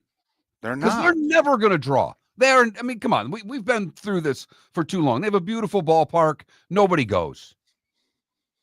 No. How are they ever going to compete? They're not. I'd made the comment a few years ago, a franchise that could move and no one would notice was the Florida Panthers. I think you could say the same thing about the Miami Marlins. What they're going to need desperately, the Marlins and Rays, is realignment. And some rule where you win your division you're in. Now, the problem is they'll be in the same division as the Braves. But in theory, if they're in a 4-team division, when the baseball goes the NFL style of 8 4-team divisions and every division champion's in, well, okay. Take your shot. And think about it. We think they'll be in the same division as Nashville. It'll be Nashville. It'll be Atlanta. It'll be Tampa Bay and Miami. Oh, okay. That's it, Mark. That's their chance to compete. Realignment. And that's one realignment idea. That's not for sure that what's going to happen. It's the most likely. But there's talk of just 1 through 32. Yeah, or 4 8-team divisions. Right. But if they go the NFL model, that's the Marlins and Rays' best chance going forward. And that's why what the Rays have done for the last 15 years, remarkable. You could argue nobody in the sport's done better. I know they haven't won a world. They've gone to 2 World Series in the last 16 years. The Yankees have gone to 2, by the way, in the same time. In the same division. And one's essentially playing with both arms financially tied behind its back. And the other's one of the biggest spenders in the sport. No, you're right, David. It is remarkable. The Mets have gone once. The Braves, I think, have only gone once. The year they won it.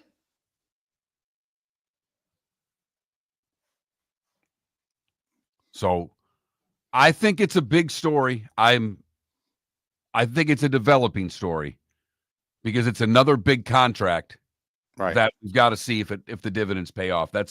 But I I was happy for you when I heard it. I was like, I'll be damned. The Mets got him. And like you said, they're nowhere close to being done spending yet. Hell, they still have $100 million they could spend just to meet next year's payroll.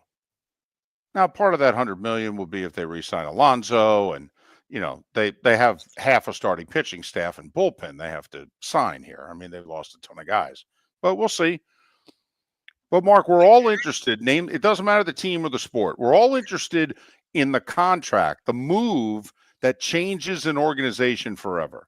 And let's face it, the Mets have been a punchline. They're not the Jets and they're not the Clippers, but they're in the area code. The Mets have been a punchline. For as much attention as they get, they've made the playoffs 10 out of 62 years. Okay, the Mets have been a joke more often than they've been a well-run franchise. Is this the beginning of this owner's finally going to change that? I mean, Mark, look at what they've done in Detroit with the Lions. Okay, we've seen it. I mean, hell, Green Bay was an outcast for 20 years. The Patriots were a punchline. Hell, they almost moved to Hartford. I mean, it takes an owner sometimes. It takes an owner and a checkbook and a signing to change a franchise's history. Is this that kind of move? Honey, you want to come out? I haven't seen you since Glass Doctor installed our custom shower enclosure. No thanks. Well, you can't keep eating breakfast in the shower, and laminating your magazines is getting expensive. You remember we have guests coming over tonight, right? Oh, I'm sure they'd love to see the shower. It's our neighbors, and I highly doubt they want to be hanging out in our bathroom. The shower's so good, you'll never want to leave. Visit glassdoctor.com today and schedule an appointment online. American Paint Supplies, for nearly 30 years, is your one-stop shop for all your coating needs. If you are a designer, a contractor, a professional painter, or a weekend warrior, American Paint Supplies is the place where experts go to get expert solutions. At 6100 Shirley Street in Naples off of Pine Ridge, American Paint Supplies delivers the best solutions with the best products with the best support. Meet Gene and his team today at American Paint Supplies. Call 239-566-2700. That's 566-2700 or online at AmericanPaintSupplies.net. Gentlemen, as your wife mentioned getting new flooring, but you don't want to go through the hassle, well, go see the Floor Meisters in Naples next to Costco. They understand your time and money are important, so they'll make it as painless as possible. With a huge in-stock selection of carpet and Cortec, they can get you the floor your wife's been asking for. They carry wood, vinyl, carpet, and tile. If you do it yourself, no problem. They can handle that as well. So go see TJ at the Floor Meisters and tell them, just keeping it real. Is snoring bothering your spouse? Would you like to sleep in the same bed again? Do you know that snoring can affect your sleep cycle and cause lower testosterone levels? At Sleep Treatment Direct, we have easy solutions. We have a simple laser procedure that can improve snoring in 10 minutes. If you would like to get back in the same bed or are looking for a natural way to treat low testosterone, give us a call at 239-444-1741. That's 239-444-1741. Or go to sleeptreatmentdirect.com. That's sleeptreatmentdirect.com. Sleep Treatment Direct. Sleep safe and sound. This is Miller and Moulton.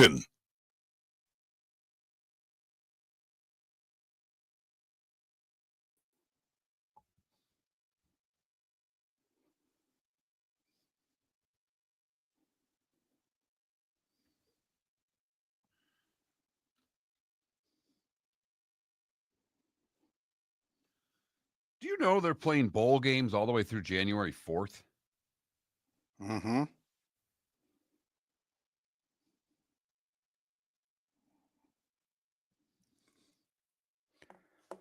Which is a Saturday, right?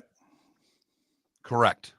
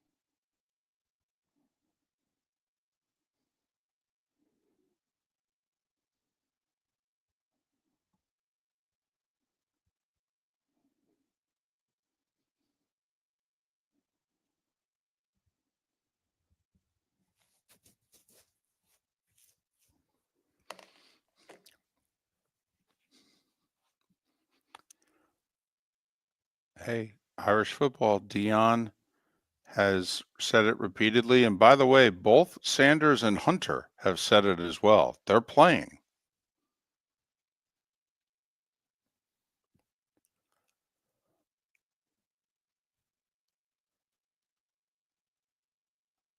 I give them a lot of credit because if they were my kids, they wouldn't. The insurance policy would have to be huge. And I'm talking 8 figures. Unless the NIL contract says you got to play the bowl game. I think I'd break the contract and pay off the settlement with what I'm going to sign for. I mean, they're both likely to go top 5 in the draft.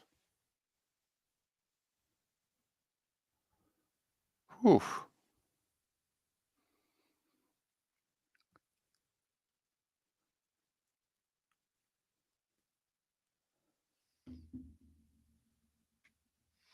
I got to admit, if I'm North Carolina, I call Dion. He may not take it, but I'm calling him.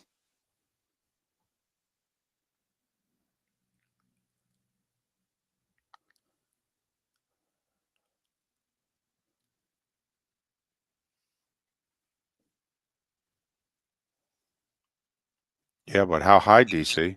I mean, seriously, doesn't it have to be 8 figures? Think about what they're risking.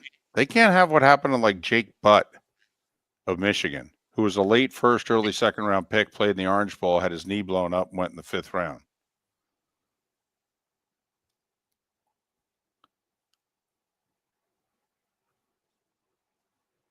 Yeah, he does. Prime does want his kids to go to the Raiders.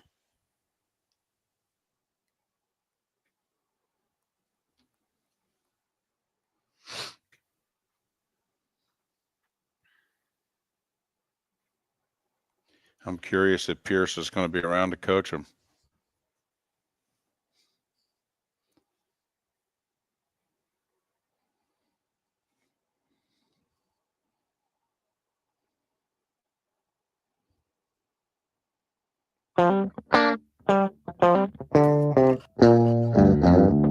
You're listening to Miller and Moulton. And now, here's Mark Miller and David Moulton.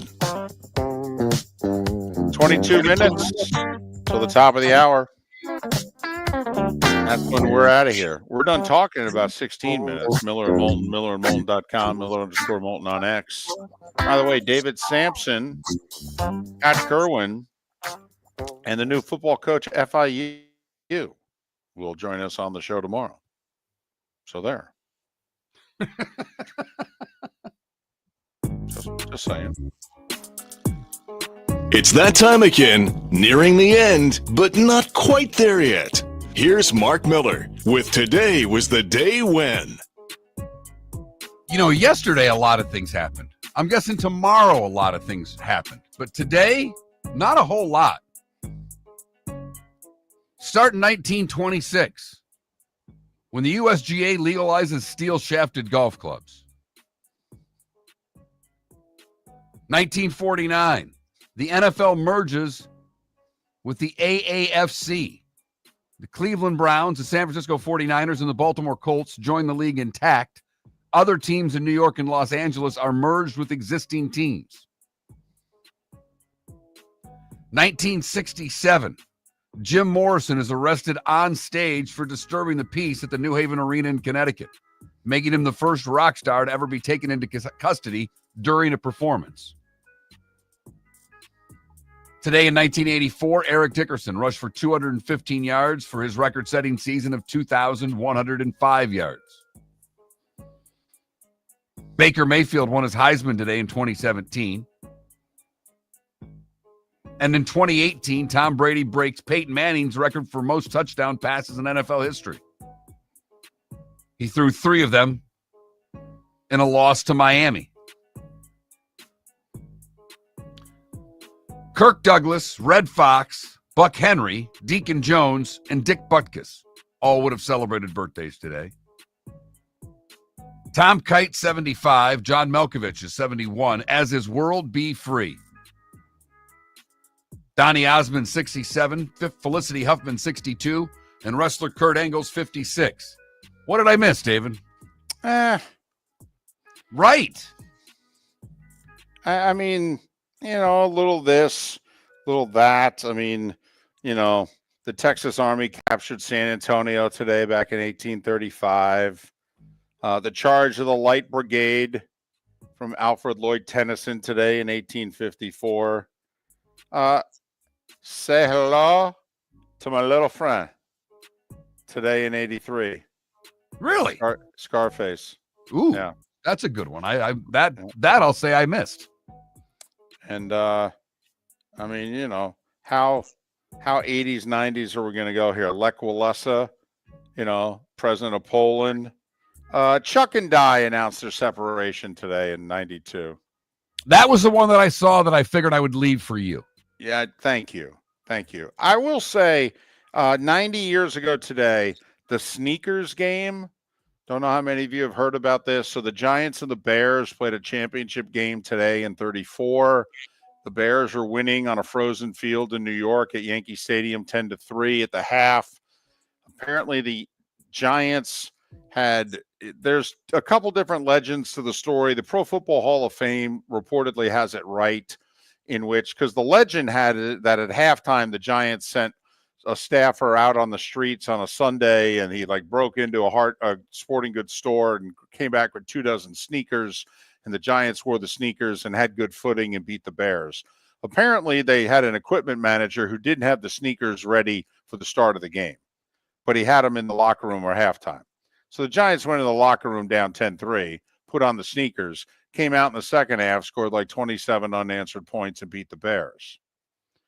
The funny thing is, 22 years later, the Giants and the Bears would play another championship game in New York, and the Giants switched from cleats to sneakers to beat the Bears again. So if on the Bears, I really tried to say shoe switching, but I was very scared to say that quickly to see how I'm glad you paused. Okay, we don't need an FCC violation. We barely have enough money in the bank to, pay for it. But this just in, if the Bears ever play the Giants in a championship game again, they should bring some backup sneakers just in case. Time to see life a little bit differently. Here's Mark Miller with the good, the bad, and the ugly. What do you got, Mark? We go to Colorado for the good, where Colorado Parks and Wildlife officers came to the rescue of a large buck that wandered under the grounds of a high school and got its antlers engaged in batting cage nets. The buck was tied down by the batting cage. Colorado Parks and Wildlife to the rescue of the deer. No word on whether venison was served for dinner at the high school that day. For the bad, we go to Maine, where a crash involving a tanker truck on a main highway shut down the highway for a little while, but left a smell for even longer because the tanker was carrying liquid waste from a landfill. Ooh. Manure truck dumped on the Santa Ana. You should see my shoes. And finally, for the ugly, we bring it back home to Fort Myers, where a 17-year-old has been arrested and is facing charges after doing a $130 on State Road 82 Saturday night. He was going 86 miles an hour when FHP attempted to stop him. He accelerated to 111. When they activated their lights, he fled at speeds of more than 130 before finally being apprehended. Among the charges that the 17-year-old has been arrested with, one of which is driving without a driver's license. And that, David, is the good, the bad, and the ugly. Brought to you by the Cape Coral Police Department. Go to capecops.com. capecops.com. $10,000 sign-on bonus for new officers. All the information readily available at capecops.com. Not much going on in the sporting world tonight. Just one NBA game. It's on NBA TV if you're interested at 7:30.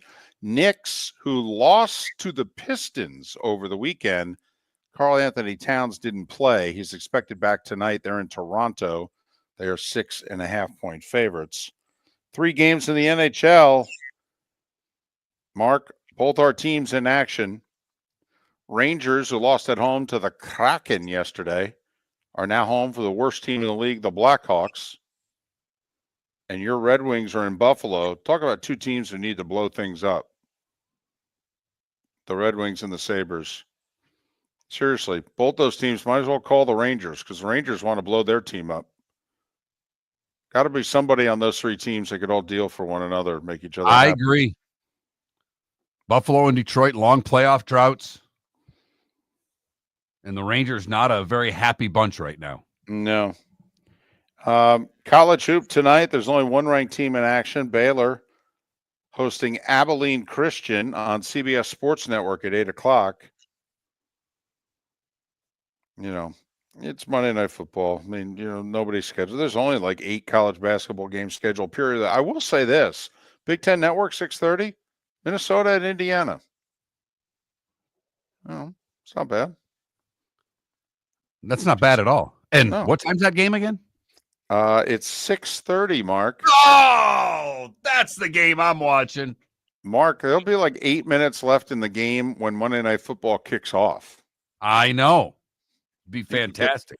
You can get that whole game in. By the way, I didn't mention this and I screwed up, but today's the day when brought to you by Game Day Men's Health. Whether you're chasing peak performance, reigniting intimacy, or simply want to feel your best, Game Day Men's Health creates customized game plans to optimize your health. Call them today at 239-427-3441. That's 239-427-3441 for their Bonita or Naples location, or go online, GameDayMen'sHealth.com. All right. I'll just give you some numbers here. You do with them what you will if you're interested at all in tonight's Bengals. 5.5-point favorites in Dallas against the Cowboys, which is interesting because the Bengals are 4-8. How many 4-8 teams have ever been a 5.5-point road favorite in mid-December? So, Burrow's having an amazing year. Mark, pick your poison. He leads the NFL in touchdowns against man-to-man coverage with 22. However, his completion percentage is below league average. And his yards per attempt is in the bottom third of the league. So good news, bad news. The best way to defend them is probably man-to-man. Good luck, by the way, against Chase and Higgins.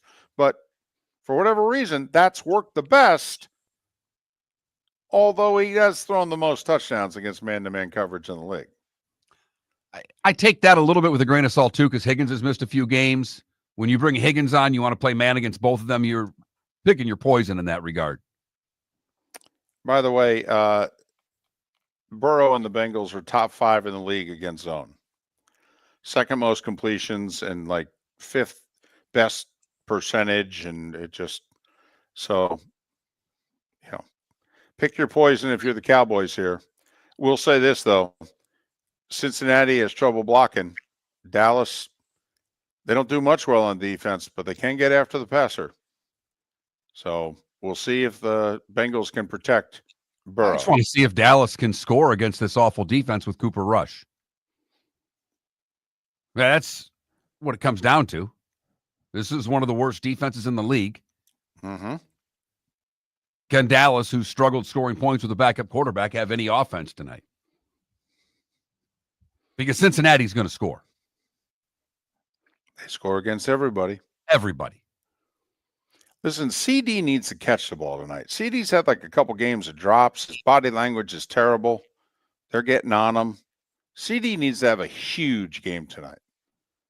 Don't you think also CD's going to rise to the challenge? Aren't these 2 of the 5 best receivers in the league, if not 2 of the 3 best? Those 2 and Jefferson? I mean, seriously, don't they look at one another going, I'm the best? And the other guy goes, no, I'm the best. I would expect it, but can you blame him for having body language that's poor when Cooper Rush is throwing you the football? I don't know. They target him every other play. I actually can't blame him. I mean, just shut up and catch the ball. You got paid. You did. You held out. You got paid. Shut up and catch the ball.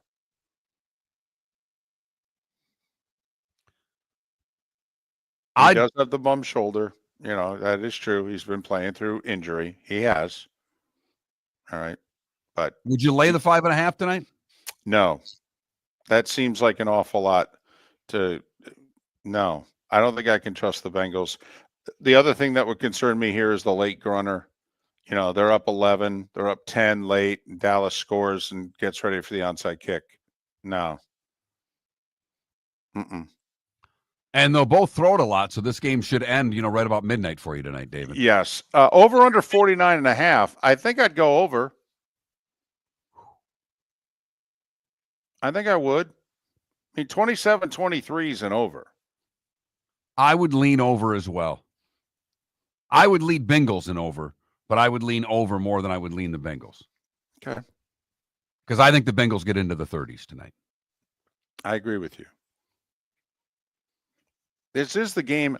Interesting, by the way, Micah Parsons came out, was it yesterday or the day before, and said he thinks McCarthy deserves a new contract as head coach. And remember, Mike, I had the comments when he was asked about a month ago, and he said, well, the guy I really feel badly for is Zach Martin, a guy who's been here a long time and what have you.